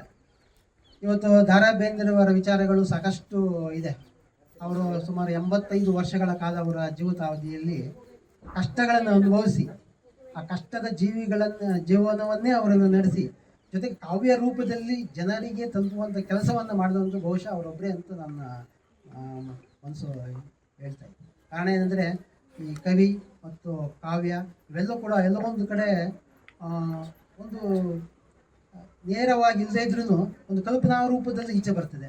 ಆದರೆ ದ.ರಾ ಬೇಂದ್ರೆಯವರ ವಿಚಾರದಲ್ಲಿ, ಅವರ ಕಾವ್ಯ ರೂಪದಲ್ಲಿ ಅವರ ಗಂಡ ಹೆಂಡತಿ ಮಧ್ಯೆ ನಡೆಯುವಂಥ ಸಂದರ್ಭ, ಅವರ ನೋವನ್ನು ಅನುಭವಿಸುವಂಥ ಏನಿದೆ ಅವೆಲ್ಲವೂ ಕೂಡ ಕಾವ್ಯ ರೂಪದಲ್ಲಿ ಬರತಂದಂಥವ್ರು ಬಹುಶಃ ದ.ರಾ ಬೇಂದ್ರೆಯವರು ಮಾತ್ರ ಅಂತ ಈ ಸಂದರ್ಭದಲ್ಲಿ. ಅವರು ಬಹಳಷ್ಟು ನಿಷ್ಠುರವಾದಿ, ಜೊತೆಗೆ ಒಂದು ನಿಷ್ಠುರವಾದ ಯಾಕೆ ಅಂತಂದರೆ ಅವ್ರ ಮನಸ್ಸಿಗೆ ಏನು ತೋಚ್ತದ ನಿಜವಾದ ವಾಸ್ತವಾಂಶವು ಏನಿದೆ ಅದನ್ನು ಮಾತ್ರ ಬರೆದು ಜನಕ್ಕೆ ಮನಮುಟ್ಟುವಂದರು. ಅದೇ ಕಾರಣಕ್ಕೋಸ್ಕರ ಅವರ ಬರೆದಂತಹ ಕಾವ್ಯಗಳು ಎಲ್ಲ ಕೂಡ ನಿರಂತರವಾಗಿ ಇನ್ನೂ ಒಂದು 100 ವರ್ಷ ಆದರೂ ಕೂಡ ನಿರಂತರವಾಗಿ ಇರುವಂತಹ ಓದುವಂತಹ ಕೆಲಸವನ್ನು ಮಾಡುವಂಥದ್ದು ದ ರಾ ಬೇಂದ್ರೆಯವರ ಕವನಗಳ ಸಾಹಿತ್ಯ. ಅವರ ಒಂದು ಬಹುಶಃ ಇವತ್ತಿನ ಸಂದರ್ಭದಲ್ಲಿ ನಾವು ಒಂದು ಕಾರ್ಯಕ್ರಮಗಳು ನಿರಂತರವಾಗಿ ನಡಿಬೇಕು ಅಂತ ನಮ್ಮೆಲ್ಲರ ಒಂದು ಇಚ್ಛೆ. ಆ ಒಂದು ಒಂದು ಪ್ರಯತ್ನವನ್ನು ಚಿನ್ನಪ್ಪನವರು ಮತ್ತು ಮಹೇಶ್ ಅವರು ನಡೆಸ್ತಾ ಇದ್ದಾರೆ. ನಾವು ಇವತ್ತು ಕಾಪಿ ಪುಸ್ತಕ ಪತ್ರಿಕೆ ಓದಿದ್ರೆ ಕಾಪಿ ಕುಡಿಯೋದಿಲ್ಲ, ಪೂರ್ತಿ ಓದಿದ್ರೆ ಊಟ ಮಾಡೋದಿಲ್ಲ ಅನ್ನೋ ಪರಿಸ್ಥಿತಿ ನಾವು ಹಿಂದಿನ ಕಾಲದವ್ರು ಮಾಡ್ಕೊಂಡಿದ್ರೆ, ಈಗ ನಮ್ಮ ಮಕ್ಕಳು ಕೂಡ ಯಾವ ಬೆಳಗ್ಗೆ ಎದ್ದ ತಕ್ಷಣ ಮೊಬೈಲ್ ನೋಡಿಬಿಟ್ಟು ಯಾವುದು ರೀಲ್ಸ್ ಬಂದಿದೆ ಯಾವುದನ್ನು ನಾವು ನೋಡಬೇಕು ಅನ್ನೋ ಮನಸ್ಥಿತಿ ಇದ್ದಾಗ ನಾವು ಪುಸ್ತಕಗಳನ್ನು ಓದುವಂಥ ಕೆಲಸ ಮಾಡೋಕ್ಕೆ ಹೋಗೋದಿಲ್ಲ. ಅದಕ್ಕಿಂತ ಮುಂಚೆ ಪತ್ರಿಕೆಗಳನ್ನು ಓದುವಂಥ ಕೆಲಸನೇ ಮಾಡ್ತೀವಿ. 2020 ಕೊರೋನಾ ಬಂದ ನಂತರ ಪತ್ರಿಕೆಗಳನ್ನು ಓದುವಂಥವ್ರು 60-70% ಕಡಿಮೆ ಆಗಿಬಿಟ್ಟಿದ್ದಾರೆ. ಅದು ಮಾರಾಟ ಕೂಡ ತೆಗೆಯುವಂಥವ್ರು ಕೂಡ ನಡೀತಾ ಇದೆ. ಅಂತಹ ಸಂದರ್ಭದಲ್ಲಿ ಈ ಒಂದು ಸಾಹಿತ್ಯ ಕಾರ್ಯಕ್ರಮಗಳು ನಿರಂತರವಾಗಿ ನಡೆದರೆ ಭಾಳ ಅನುಕೂಲ. ಇಲ್ಲೆಲ್ಲ ಬಂದಿರೋರು ಯಾರೋ ಕಡ್ಡಾಯವಾಗಿ ಬಂದಿರುವಂಥ ಒಂದು ಸಾಹಿತ್ಯ ಅಭಿಮಾನಿಗಳಾಗಿ ನಮ್ಮದು ಒಂದು ಕೂಡ ಒಂದು ಚಿಗುರು ಅಂದರೆ ಒಂದು ಸಿದ್ಧನ ಮಾಡಿದಂಥವ್ರು ಮಹೇಶ್ ಮತ್ತು ಚಿನ್ನಪ್ಪನವರು. ಇನ್ನೂ ಸಾಕಷ್ಟು ಜನ ಇದ್ದರೂ ಕೂಡ ಈ ವ್ಯಾವಹಾರಿಕ ಪ್ರಪಂಚದಲ್ಲಿ ನಾವು ಎಲ್ಲೋ ಒಂದು ಕಡೆ ಮನಸ್ಸಿನಲ್ಲಿ ಹೋಗ್ಬೇಕು ಬೇಡವಾ ಅನ್ನೋ ಒಂದು ಇದು ಹುಮ್ಮಸ್ಸಲ್ಲಿ ನಾವು ಇರ್ತೀವಿ. ಆದರೆ ಈ ಒಂದು ಕಾರ್ಯಕ್ರಮಗಳು ನಿರಂತರವಾಗಿ ನಡೆದರೆ ಭಾಳ ಅನುಕೂಲ ಅಂತ ಈ ಸಂದರ್ಭದಲ್ಲಿ ಹೇಳ್ತೀನಿ. ಅವರೆಲ್ಲರಿಗೂ ಕೂಡ ಇವತ್ತು ಶುಭ ಅಭಿನಂದನೆಗಳನ್ನು ಸಲ್ಲಿಸ್ತೀನಿ. ನೋಡಿದೆ ನಕ್ಕ ಪಾತರಗಿತ್ತಿ ಪಕ್ಕ ನೋಡಿದೆ ನಕ್ಕ ಹಸಿರು ಹಚ್ಚಿ ಚುಚ್ಚಿ ಮೇಲ ಕರಿಶಿನ ಹಚ್ಚಿ ಹಸಿರು ಹಚ್ಚಿ ಚುಚ್ಚಿ ಮೇಲ ಕರಿಶಿನ ಹಚ್ಚಿ ಪಾತರಗಿತ್ತಿ ಪಕ್ಕ ನೋಡಿದೆ ನಕ್ಕ ಪಾತರಗಿತ್ತಿ ಪಕ್ಕ ನೋಡಿದೆ ನಕ್ಕ ಏನೋ ಬಣ್ಣ ಬಣ್ಣ ಏನೋ ಬಣ್ಣ ಬಣ್ಣ ನಡುವೆ ನವಿಲ ಗಣ್ಣ ಏನೋ ಬಣ್ಣ ಬಣ್ಣ ನಡುವೆ ನವಿಲ ಗಣ್ಣ ರೇಷ್ಮೆ ಪಕ್ಕನಯ ಮುಟ್ಟಲಾರೆ ಭಯ ರೇಷ್ಮೆ ಪಕ್ಕನಯ ಮುಟ್ಟಲಾರೆ ಭಯ ಪಾತರಗಿತ್ತಿ ಪಕ್ಕ ನೋಡಿದೆ ನಕ್ಕ ಪಾತರಗಿತ್ತಿ ಪಕ್ಕ ನೋಡಿದೆ ನಕ್ಕ ಹೂವಿನ ಪಕಳಿಗಿಂತ ತಿಳಿವು ತಿಳಿವು ಅಂತ ಹೂವಿನ ಪಕಳಿಗಿಂತ ತಿಳಿವು ತಿಳಿವು ಅಂತ ಹೂವಿಗೆ ಹೋಗಿದ್ದಾವ ಗಲ್ಲ ತೀವಿತಾವ ಹೂವಿಗೆ ಹೋಗಿದ್ದಾವ ಗಲ್ಲ ತೀವಿತಾವ ಪಾತರಗಿತ್ತಿ ಪಕ್ಕ ನೋಡಿದೆ ನಕ್ಕ ಪಾತರಗಿತ್ತಿ ಪಕ್ಕ ಕಾಣದಲ್ಲೋ ಮೂಡಿ ಬಂದು ಗಾಳಿ ಗುಡಿ ಕಾಣದಲ್ಲೋ ಮೂಡಿ ಬಂದು ಗಾಳಿ ಗುಡಿ ಇನ್ನು ಎಲ್ಲಿ ಗೋಟ ನಂದನಾದ ತೋಟ ಇನ್ನು ಎಲ್ಲಿ ಗೋಟ ನಂದನಾದ ತೋಟ ಪಾತರಗಿತ್ತಿ ಪಕ್ಕ ನೋಡಿದೆ ನಕ್ಕ ಪಾತರಗಿತ್ತಿ ಪಕ್ಕ ನೋಡಿದೆ ನಕ್ಕ ಹಸಿರು ಹಚ್ಚಿ ಚುಚ್ಚಿ ಮೇಲ ಕರಿಶಿನ ಹಚ್ಚಿ ಹಸಿರು ಹಚ್ಚಿ ಚುಚ್ಚಿ ಮೇಲ ಕರಿಶಿನ ಹಚ್ಚಿ ಪಾತರಗಿತ್ತಿ ಪಕ್ಕ ನೋಡಿದೆ ನಕ್ಕ ಪಾತರಗಿತ್ತಿ ಪಕ್ಕ ನೋಡಿದೆ ನಕ್ಕ ಪಾತರಗಿತ್ತಿ ಪಕ್ಕ ನೋಡಿದೆ ನಕ್ಕ ಪಾತರಗಿತ್ತಿ ಪಕ್ಕ ನೋಡಿದೆ ನಕ್ಕಗೆ ಹೋಗುವೆನು ನಗುಮಲ್ಲಿಗೆ ಆಳಂಬಾಡಿಯ ಗುರುಮಠಕ್ಕೆ ಜಾನ ಚಲ್ವೈನ ಜಾತುರಿಗೆ ಹೋಗುವೆನು ನಾಗುಮಲ್ಲಿಗೆ ಜಾನ ಚಲ್ವೈನ ಜಾತುರಿಗೆ ಹೋಗುವೆನು ನಾಗುಮಲ್ಲಿಗೆ ಹೋಗುವೆನು ನಾಗುಮಲ್ಲಿಗೆ ಆಲಂಬಾಡಿಯ ಗುರುಮಠಕ್ಕೆ ಹೋಗುವೆನು ನಾಗುಮಲ್ಲಿಗೆ ಆಲಂಬಾಡಿಯ ಗುರುಮಠಕ್ಕೆ ಜಾನ ಚಲ್ವೈನ ಜಾತುರಿಗೆ ಹೋಗುವೆನು ನಾಗುಮಲ್ಲಿಗೆ ಜಾನ ಚಲ್ವೈನ ಜಾತುರಿಗೆ ಹೋಗುವೆನು ನಾಗುಮಲ್ಲಿಗೆ ಕಲ್ಯಾಣಿಯ ಸುತ್ತ ಕಲ್ಲಿಲ್ಲ ಮುಳ್ಳಿಲ್ಲ ಕಲ್ಯಾಣಿಯ ಸುತ್ತ ಕಲ್ಲಿಲ್ಲ ಮುಳ್ಳಿಲ್ಲ ಸಾಸುವೆ ಗಾತ್ರ ಗಿಡವಿಲ್ಲ ಹೋಗುವೆನು ನಾಗುಮಲ್ಲಿಗೆ ಸಾಸುವೆ ಗಾತ್ರ ಗಿಡವಿಲ್ಲ ಹೋಗುವೆನು ನಾಗುಮಲ್ಲಿಗೆ ಸಾಸುವೆ ಗಾತ್ರ ಗಿಡವಿಲ್ಲ ಚಲುವಯ್ಯ ಸಾಸುವೆ ಗಾತ್ರ ಗಿಡವಿಲ್ಲ ಚಲುವಯ್ಯ ಸೊಸಿ ಬೆಳೆಯಪ್ಪ ಜವನವ ಹೋಗುವೆನು ನಾಗುಮಲ್ಲಿಗೆ ಸೊಸಿ ಬೆಳೆಯಪ್ಪ ಜವನವ ಹೋಗುವೆನು ನಾಗುಮಲ್ಲಿಗೆ ಹೋಗುವೆನು ನಾಗುಮಲ್ಲಿಗೆ ಆಲಂಬಾಡಿಯ ಗುರುಮಠಕ್ಕೆ ಹೋಗುವೆನು ನಾಗುಮಲ್ಲಿಗೆ ಆಲಂಬಾಡಿಯ ಗುರುಮಠಕ್ಕೆ ಜಾನ ಚಲ್ವೈನ ಜಾತುರಿಗೆ ಹೋಗುವೆನು ನಾಗುಮಲ್ಲಿಗೆ ಜಾನ ಚಲ್ವೈನ ಜಾತುರಿಗೆ ಹೋಗುವೆನು ನಾಗುಮಲ್ಲಿಗೆ ಮಾಯಿರೇ ಶ್ರಾವಣ ಶ್ರಾವಣ ಶ್ರಾವಣ ಬಂತು ಕಾಡಿಗೆ ಬಂತು ನಾಡಿಗೆ ಬಂತು ಬೀಡಿಗೆ ಬಂತು ಶ್ರಾವಣ ಬಂತು ಶ್ರಾವಣ ಕಡಲಿಗೆ ಬಂತು ಶ್ರಾವಣ ಕುಣಿದಂಗ ರಾವಣ ಕುಣದಾವ ಗಾಳಿ ಭೈರವನ ರೂಪ ತಾಳಿ ಶ್ರಾವಣ ಬಂತು ಕಾಡಿಗೆ ಬಂತು ನಾಡಿಗೆ ಬಂತು ಬೀಡಿಗೆ ಬಂತು ಶ್ರಾವಣ ಬಂತು ಶ್ರಾವಣ ಶ್ರಾವಣ ಬಂತು ಗಟ್ಟಕ್ಕ ರಾಜ ಗಟ್ಟಕ್ಕ ಬಾನ ಮಟ್ಟಕ್ಕ ಯಾರಾವೋ ಮುಗಿಲೋ ರವಿ ಕಾಣೆ ಹಾಡೆ ಆಗಲೋ ಏರ್ಯಾವೋ ಮುಗಿಲೋ ರವಿ ಕಾಣೆ ಹಾಡೆ ಆಗಲೋ ಬೆಟ್ಟ ತೊಟ್ಟಾವ ಕುತಿನಿಯ ಅಂಗಿ ಹಸಿರು ನೋಡು ತಂಗಿ ಹೊರಟಾವಲ್ಲೋ ಜಂಗಿ ಜಾತ್ರಿಗೇನೋ ನೆರೆದಾದ ಇಲ್ಲಿ ತಾನೋ ಜಾತ್ರಿಗೇನೋ ನೆರೆದಾದ ಇಲ್ಲಿ ತಾನೋ ಅದು ಮಿತಿಗೊಳಿಸಬಾರ್ದು. ಹಾಗಾಗಿ ಸಾಹಿತ್ಯ ಅಂತಕ್ಕಂಥ ಅರಿವು ನದಿ ಆಗಬೇಕು ಅಂತಕ್ಕಂಥದ್ದೇ ನನ್ನ ಉದ್ದೇಶ ಆಗಿರ್ತದೆ. ಈ ನಿಟ್ಟಿನಲ್ಲಿ ಬೇಂದ್ರೆ ಬಗ್ಗೆ ಮಾತಾಡುವುದು ನನಗೆ ಬಹಳ ಇಷ್ಟವಾದಂಥ ಕವಿಗಳಲ್ಲಿ ಹೊರಕವಿ ಬೇಂದ್ರೆ. ಬೇಂದ್ರೆ ಯಾಕಪ್ಪ ಅಷ್ಟು ಇಷ್ಟ ಆಗ್ತಾರೆ ಅಂದ್ರೆ ನಿಷ್ಕಲ್ಮಶವಾದಂಥ ಬರಹಗಾರ, ತೋಚಿದ ತಟ್ಟಂತೆ ಗೀಚು ಬಿಡುವಂಥ ವ್ಯಕ್ತಿತ್ವ, ಯಾವುದು ಫಿಲ್ಟರ್ ಇಲ್ಲ, ವಿತೌಟ್ ಫಿಲ್ಟ್ರು. ಬಟ್ ಆದ್ರೆ ಬಹಳ ಬಟ್ಟಿ ಇರ್ತಕ್ಕಂಥ ಗಟ್ಟಿತನದ ಸಾಹಿತ್ಯ, ಅಷ್ಟು ಇದಾಗಿತ್ತು. ಅದಕ್ಕೆ ಪತ್ರಕರ್ತರು ಒಂದು ಪ್ರಶ್ನೆ ಕೇಳ್ತಾರೆ ಬೇಂದ್ರೆ ಅವ್ರನ್ನ. ಬೇಂದ್ರೆ ಅವ್ರ ಸರ್, ನಿಮ್ಮ ಕವಿತೆ ಇಷ್ಟು ಚಲೋ ಐತಲ್ರಿ, ಆ ಚಲೋ ಇದೆಯಕ್ಕೆ ಹೆಂಗ್ ಸಾಧ್ಯ ಆಯ್ತ್ರಿ ಅಂತ ಆ ಧಾರವಾಡ ಭಾಷೆಯಲ್ಲಿ ಕೇಳ್ತಾರೆ. ಅದಕ್ಕೆ ಅವ್ರು ಹೇಳ್ತಾರೆ, ಏ ತಮ್ಮ, ಕವಿತೆ ಚಲೋ ಅಲ್ಲೋ ತಮ್ಮ, ಕವಿತೆ ಬರೆಯೋದಕ್ಕೆ ಕನ್ನಡ ಪದಗಳು ಚಲೋ ಐತೆ. ಎಷ್ಟು ಅದ್ಭುತವಾಗಿ ಹೇಳ್ತಾರೆ ಅಂದ್ರೆ, ಕವಿತೆಯನ್ನ ಬರೆದ್ರೆ ಕನ್ನಡ ಪದಗಳು ಚಲೋ ಐತೆ ಅದು ಚೆನ್ನಾಗಿದೆ ಅಂತ. ಅಂದ್ರೆ ಅವರ ಕವಿತೆಗಳಲ್ಲಿ ರಿದಮ್ ಬರುತ್ತೆ.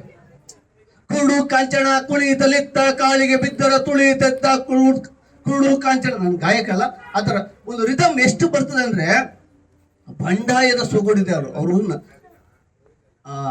ನವೋದಯದ ಕವಿಗಳಲ್ಲಿ ಹೋಲಿಸಿದ್ರೆ ಸಾಹಿತ್ಯ ಪ್ರಕಾರದ ಹಲವಾರು ಇದು ಬರ್ತವೆ.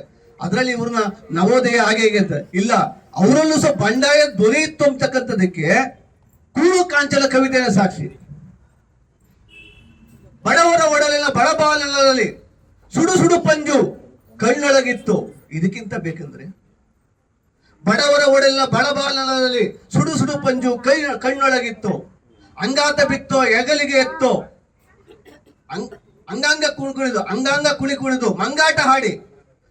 ಕುರುಡು ಕಾಂಚನಕ್ಕೆ ದುಡ್ಡಿಗೆ ಕಣ್ಣಿಲ್ಲ ರೀ, ಕಣ್ಣಿಲ್ಲ, ಯಾರು ಬೇಕು, ಎಲ್ಲಿರ್ತಾರೆ ಕಣ್ಣಿಲ್ಲ, ಯಾರ ಸುತ್ತಲೂ ಸಿಕ್ಕಾಗ್ತದೆ. ಇವತ್ತು ಭ್ರಷ್ಟಾಚಾರ ಏನೇನು ನಡೀತಾ ಇದೋ ಅವೆಲ್ಲವೂ ಅದೇ ತರ. ಮಂಗಾಟ ಆಡಿ ಅಂಗಾತ ಬಿತ್ತು ಹೆಗಲಿಗೆ ಹೆತ್ತು ಅಂತ ಲಾಸ್ಟ್ಗೆ ಮುಕ್ತಾಯ ಕೊಡ್ತದೆ. ಹಂಗೆ ಬಂಡಾಯದ ದುರಿಯು ಸಹ ಅಲ್ಲಿತ್ತು. ಅಷ್ಟೇ ಅಲ್ಲ, ಹೇಳ್ತಕ್ಕಂಥ ಮನಸ್ಥಿತಿ ಅದ. ಅವರು ಬೇಂದ್ರೆ ಅಂತಕ್ಕಂಥವ್ರು ಬೇಂದ್ರೆ ಆಗಿದ್ದು.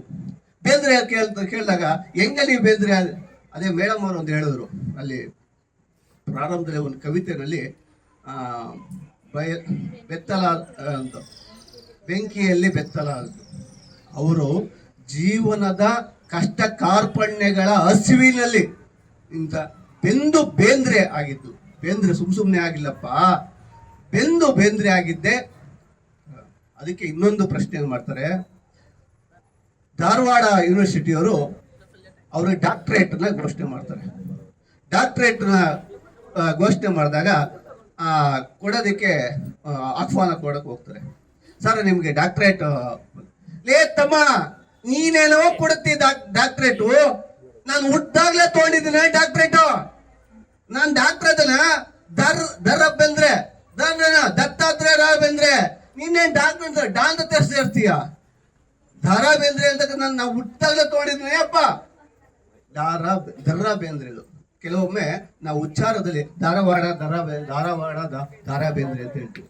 ಹಾಗಾಗಿ ಡಾಕ್ಟರೇಟ್ ಅಂತಕ್ಕಂಥದ್ದು ಅವ್ರ ಹುಟ್ಟಿನಲ್ಲೇ ಬಂದಿತ್ತು. ನಾನು ಆ ಥರದಲ್ಲಿ ಮುಲಾಜಿಲ್ಲದ ಉತ್ತರ ಕೊಡ್ತಕ್ಕಂಥದ್ದು. ಮಿಣ ಮಿಣ ಮಿಣ ಮಿಂಚುತ್ತಿತ್ತ, ಮೂಡುತ್ತಿತ್ತ ಮುಳುಗುತ್ತಿತ್ತ, ಮಿಣ ಮಿಣ ಮಿಣ ಮಿಂಚುತ್ತಿತ್ತ, ಮೂಡುತ್ತಿತ್ತ ಮುಳುಗುತ್ತಿತ್ತ, ಮುಳುಗುತ್ತಿತ್ತ ತೊಳಗುತ್ತಿತ್ತ, ನೆಲ ಜಲ ಬೆಳಗುತ್ತಿತ್ತ, ನಾರಿ ನಿನ್ನ ಮಾರಿ ಮ್ಯಾಗ. ಕಣ್ಣಿನಾಗ ಬಣ್ಣದ ನೋಟ ತಕ ತಕ ಕುಣಿದಾಡುತ್ತಿತ್ತ, ಕಣ್ಣಿನಾಗ ಬಣ್ಣದ ನೋಟ ತಕ ತಕ ಕುಣಿದಾಡುತ್ತಿತ್ತ, ಕುಣಿತಿತ್ತ ಬಣಿತಿತ್ತ, ಒನಪಿನಲೆ ಹೊನದಾಡುತ್ತಿತ್ತ, ನಾರಿ ನಿನ್ನ ಮಾರಿ ಮ್ಯಾಗ. ಮನದ ಮಾಮರದ ಕೋನಿಗೆ ಕೋಕಿಲೊಂದು ಕೂಡುತ್ತಿತ್ತ, ಮನದ ಮಾಮರದ ಕೋನಿಗೆ ಕೋಕಿಲೊಂದು ಕೂಡುತ್ತಿತ್ತ, ಕೂಡುತ್ತಿತ್ತ ಆಡು ಬಿಟ್ಟು ಬರೇ ನಿನ್ನ ಹುಡುಕುತ್ತಿತ್ತ, ನಾರಿ ನಿನ್ನ ಮಾರಿ ಮ್ಯಾಗ. ಒಂದು ಜೀವನೊಂದುಕೊಂಡು ಅಗಲಿರಲು ಮಿಡುಕಾಡುತ್ತಿತ್ತು, ಒಂದು ಜೀವನೊಂದುಕೊಂಡು ಅಗಲಿರಲು ಮಿಡುಕಾಡುತ್ತಿತ್ತು, ಮಿಡುಕುತ್ತಿತ್ತ ತೊಡುಕುತ್ತಿತ್ತ, ಏನು ಒಂದು ಹುಡುಕುತ್ತಿತ್ತ, ನಾರಿ ನಿನ್ನ ಮಾರಿ ಮ್ಯಾಗ. ಕಣ್ಣೀರಿನ ಮಳೆಯ ಕೂಡ ತನ್ನ ದುಃಖ ತೋಡುತ್ತಿತ್ತ, ಕಣ್ಣೀರಿನ ಮಳೆಯ ಕೂಡ ತನ್ನ ದುಃಖ ತೋಡುತ್ತಿತ್ತ, ತೋಡುತ್ತಿತ್ತ ಬೇಡುತ್ತಿತ್ತ, ದೊರಕದ್ದಕ್ಕ ಬಾಡುತ್ತಿತ್ತ, ನಾರಿ ನಿನ್ನ ಮಾರಿ ಮ್ಯಾಗ. ನಗಿ ನವಿಲು ಹಾಡುತ್ತಿತ್ತ, ಆಡುತ್ತಿತ್ತ ಬಾಡುತ್ತಿತ್ತ, ಮುಗಿಲ ಕಡೆಗೆ ನೋಡುತ್ತಿತ್ತ, ನಾರಿ ನಿನ್ನ ಮಾರಿ ಮ್ಯಾಗ. ನೋಡಿ ಮಂದನಗಿ ಹಂಗ ಬೀರಿ ಮುಂದ ಮುಂದ ಮುಂದ ಹೋದ, ಹಿಂದ ನೋಡದ ಗೆಳತಿ ಹಿಂದ ನೋಡದ, ಮುಂದ ಮುಂದ ಮುಂದ ಹೋದ, ಹಿಂದ ನೋಡದ ಗೆಳತಿ ಹಿಂದ ನೋಡದ, ಹಿಂದ ನೋಡದ ಗೆಳತಿ ಹಿಂದ ನೋಡದ.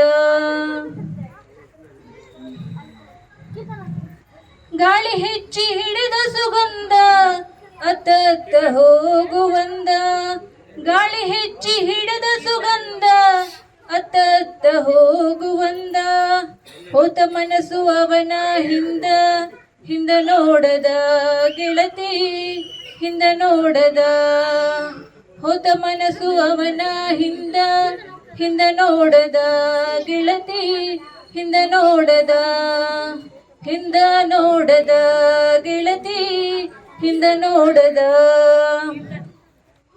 ಕಾರ್ಯಕ್ರಮಗಳು ಇನ್ನಷ್ಟು ಹೆಚ್ಚಲಿ. ಇದರಿಂದಾಗಿ ಒಂದು ಸಾಹಿತ್ಯದ ಬಗ್ಗೆ ಒಂದು ಪ್ರೀತಿಯನ್ನು ಬೆಳೆಸಂಥದ್ದು ಇಂತಹ ಕಾರ್ಯಕ್ರಮದಿಂದ ಮಾತ್ರ ಸಾಧ್ಯ. ನಮ್ಮ ನಾಡು ನುಡಿ ಬಗ್ಗೆ ಜನರಲ್ಲಿ ಜಾಗೃತಿ ಮೂಡಿಸೋದಕ್ಕೆ ಎಷ್ಟೋ ಜನ ಅವ್ರು ಹೇಳಿದ್ದು ಒಂದು ನನ್ನ ಜ್ಞಾಪಕ ಬಂತು. ದೊಡ್ಡ ಕನ್ನಡ ಮತ್ತು ಸಂಸ್ಕೃತಿ ಇಲಾಖೆಯಿಂದ ಒಂದು ಕಾರ್ಯಕ್ರಮ ಮಾಡಿದರು ದಾಸನಪುರದಲ್ಲಿ. ಕನ್ನಡ ಮತ್ತು ಸಂಸ್ಕೃತಿ ಇಲಾಖೆ ಸ್ಪಾನ್ಸರ್ ಮಾಡಿದೆ, 5 ಜನನೂ ಇಲ್ಲ, ಅವರು ದುಡ್ಡು ಮಾತ್ರ ತಗೊಂಡ್ರು. ಆ ಥರ ಕಾರ್ಯಕ್ರಮಗಳಿಂದ ಏನೂ ಹಣ ಖರ್ಚಿಲ್ಲದೆ ಸರ್ಕಾರದಿಂದ ಅನುದಾನ ಪಡೆದಿದೆ. ಇಂಥ ಒಂದು ಸಾಹಿತ್ಯದ ಒಂದು ಪ್ರೀತಿಯನ್ನು ಬೆಳೆಸ್ತಕ್ಕಂಥ, ಜನರಲ್ಲಿ ಸಾಹಿತ್ಯದ ಬಗ್ಗೆ ಅಭಿಮಾನ ಬೆಳೆಸ್ತಕ್ಕಂಥ ಕಾರ್ಯಕ್ರಮ ನಿಜಕ್ಕೂ ಶ್ಲಾಘನೀಯ. ಇಂಥ ಕಾರ್ಯಕ್ರಮಗಳು ನಿಮ್ಮೆಲ್ಲ ಕಾರ್ಯಕ್ರಮಗಳ ಜೊತೆ ಇದೊಂದು ಕಾರ್ಯಕ್ರಮ ನಿರಂತರವಾಗಿ ನಡೆಯಲಿ ಅಂತ ನಾನಾದರೂ ಆಶಿಸ್ತೀನಿ. ಮತ್ತು ಬೇಂದ್ರೆ ಅವರ ಬಗ್ಗೆ ನಾವೆಲ್ಲ ನೋಡಿದೊಳಗಡೆ ಕುವೆಂಪು ಮತ್ತು ಬೇಂದ್ರೆಯವರು, ಕುವೆಂಪು ಅತ್ಯಂತ ಅವ್ರ ಮೊದಲಿಂದನೂ ಶ್ರೀಮಂತವಾಗಿದ್ದಂಥವ್ರು. ಕುವೆಂಪು ನಾವು ಒಳ್ಳೆ ಅವ್ರ ಮನೆ ನೋಡಿದ್ರೆ ಗೊತ್ತಾಗುತ್ತೆ, ಕುವೆಂಪು ಅವರು ಅರಮನೆ ಇದ್ದಾಗಿತ್ತು ಅವ್ರ ಮನೆ. ಆದರೆ ಬೇಂದ್ರೆಯವರು ಬಡತನದಲ್ಲಿ ಬಂದಂಥವ್ರು. ಅವರ ಅನುಭವಗಳೇ ಕಾವ್ಯವಾಗಿದ್ದಾವೆ. ನಾನು ಬಡವ ಇವು ಬಡವಿ ಅಂತ ಈಗ ಹೇಳಿದ್ರೆ, ಮಹೇಶ್ ಹೇಳಿದ್ರಲ್ಲ, ಹಾಗೆ ಅವ್ರು ಏನೇ ಅನುಭವಿಸಿದ್ರು ಅದನ್ನೇ ಕಾವ್ಯವಾಗಿ ಮಾಡಿದ್ರು. ಹಾಗಾಗಿ ಯಾವುದು ಉತ್ಪ್ರೇಕ್ಷೆ ಇಲ್ಲ ಅವರ ಕಾವ್ಯದಲ್ಲಿ, ಉತ್ಪ್ರೇಕ್ಷೆ ಇಲ್ಲ. ತಮ್ಮ ಜೀವನದ ಅನುಭವವನ್ನು ತಾವು ನೋಡಿದ್ದನ್ನು ಕಟ್ಟಿಕೊಟ್ಟಿದ್ದಾರೆ. ಹಾಗಾಗಿ ಬೇಂದ್ರೆಯವರು ಬೇಂದ್ರೆ ಆಗ್ತಾರೆ ಅಂತ ಹೇಳ್ತಾ ಇದ್ರು. ಅವರ ಅನುಭವಗಳು ಅಷ್ಟೊಂದು ಕಷ್ಟಪಟ್ಟು HSV ಅವ್ರದ್ದು ಒಂದು ಮಾತಿದೆ, ಒಂದು ಪದ ಹೇಳ್ತಾರಲ್ಲ, ಕಾದು ಇದಾದರೆ ಮಾತ್ರ ಅಂತ. HSV ಅವರು ಕೂಡ ಅದನ್ನು ಬೆಳೆಸಿದ್ದಾರೆ.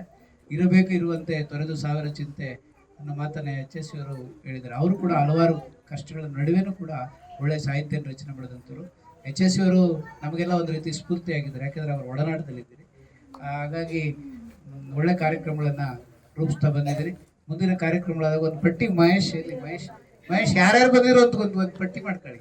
ಇಲ್ಲಿ ಬಂದವ್ರದ್ದು ಬರ್ಕೊಂಡ್ರೆ ಯಾರ್ಯಾರು ಸಾಹಿತ್ಯದ ಆಸಕ್ತಿ ಇರ್ತದೆ ಅನ್ನೋರು ಒಂದು ದೊಡ್ಡ ಪಟ್ಟಿ ಆಗುತ್ತೆ.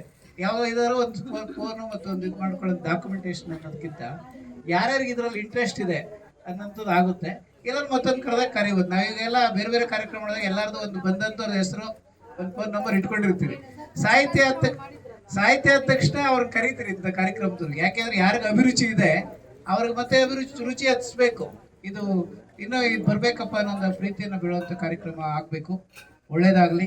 ಇಂಥ ಕಾರ್ಯಕ್ರಮಗಳು ಮತ್ತಷ್ಟು ನಡೀಲಿ ಅಂತ ಮತ್ತೊಮ್ಮೆ ತಮ್ಮ ಒಂದು ಮನದ ಕಾವ್ಯದ ಪ್ರೀತಿಯನ್ನು ಹರಿಸ್ತಕ್ಕಂಥ ಕಾರ್ಯಕ್ರಮ ಯಶಸ್ವಿಯಾಗಲಿ ಅಂತ ಹಾರೈಸಿ ನನ್ನ ಮಾತು ಮುಗಿಸ್ತಾ ಇದ್ದೀನಿ. ಮೇಲಿಲ್ಲ ಕೇಳ ಜನಕ, ಇಲ್ಲೇ ಕಾಣಬೇಕು ಉಸಿರಿರೋ ಕೊನೆಯ ತನಕ.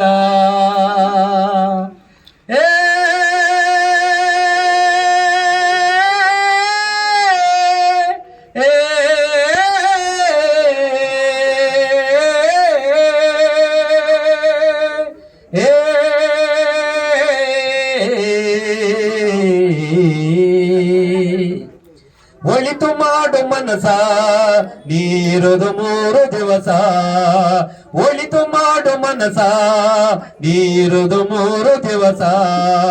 ಉಸಿರು ನಿಂತ ಮ್ಯಾಲೆ ನಿನ್ನ ಹೆಸರು ಹೇಳುತ್ತಾರ, ಉಸಿರು ನಿಂತ ಮ್ಯಾಲೆ ನಿನ್ನ ಹೆಸರು ಹೇಳುತ್ತಾರ. ಎಣ ಅನ್ನುತ್ತಾರ, ಮಣ್ಣಾಗ ಓಳುತ್ತಾರ, ಚೆಟ್ಟ ಕಟ್ಟುತ್ತಾರ, ನಿನ್ನ ಸುಟ್ಟು ಹಾಕುತ್ತಾರ. ಒಳಿತು ಮಾಡು ಮನಸ ನೀರುದು 3 ದಿವಸ, ಒಳಿತು ಮಾಡು ಮನಸ ನೀರುದು 3 ದಿವಸ. 3 ದಿನದ ಸಂತೆ ನಗು ನಗುತ್ತ ಮಾಡಬೇಕು, ದ್ವೇಷವೆಂಬ ಕಂತೆ ನೀ ಸುಟ್ಟು ಹಾಕಬೇಕು.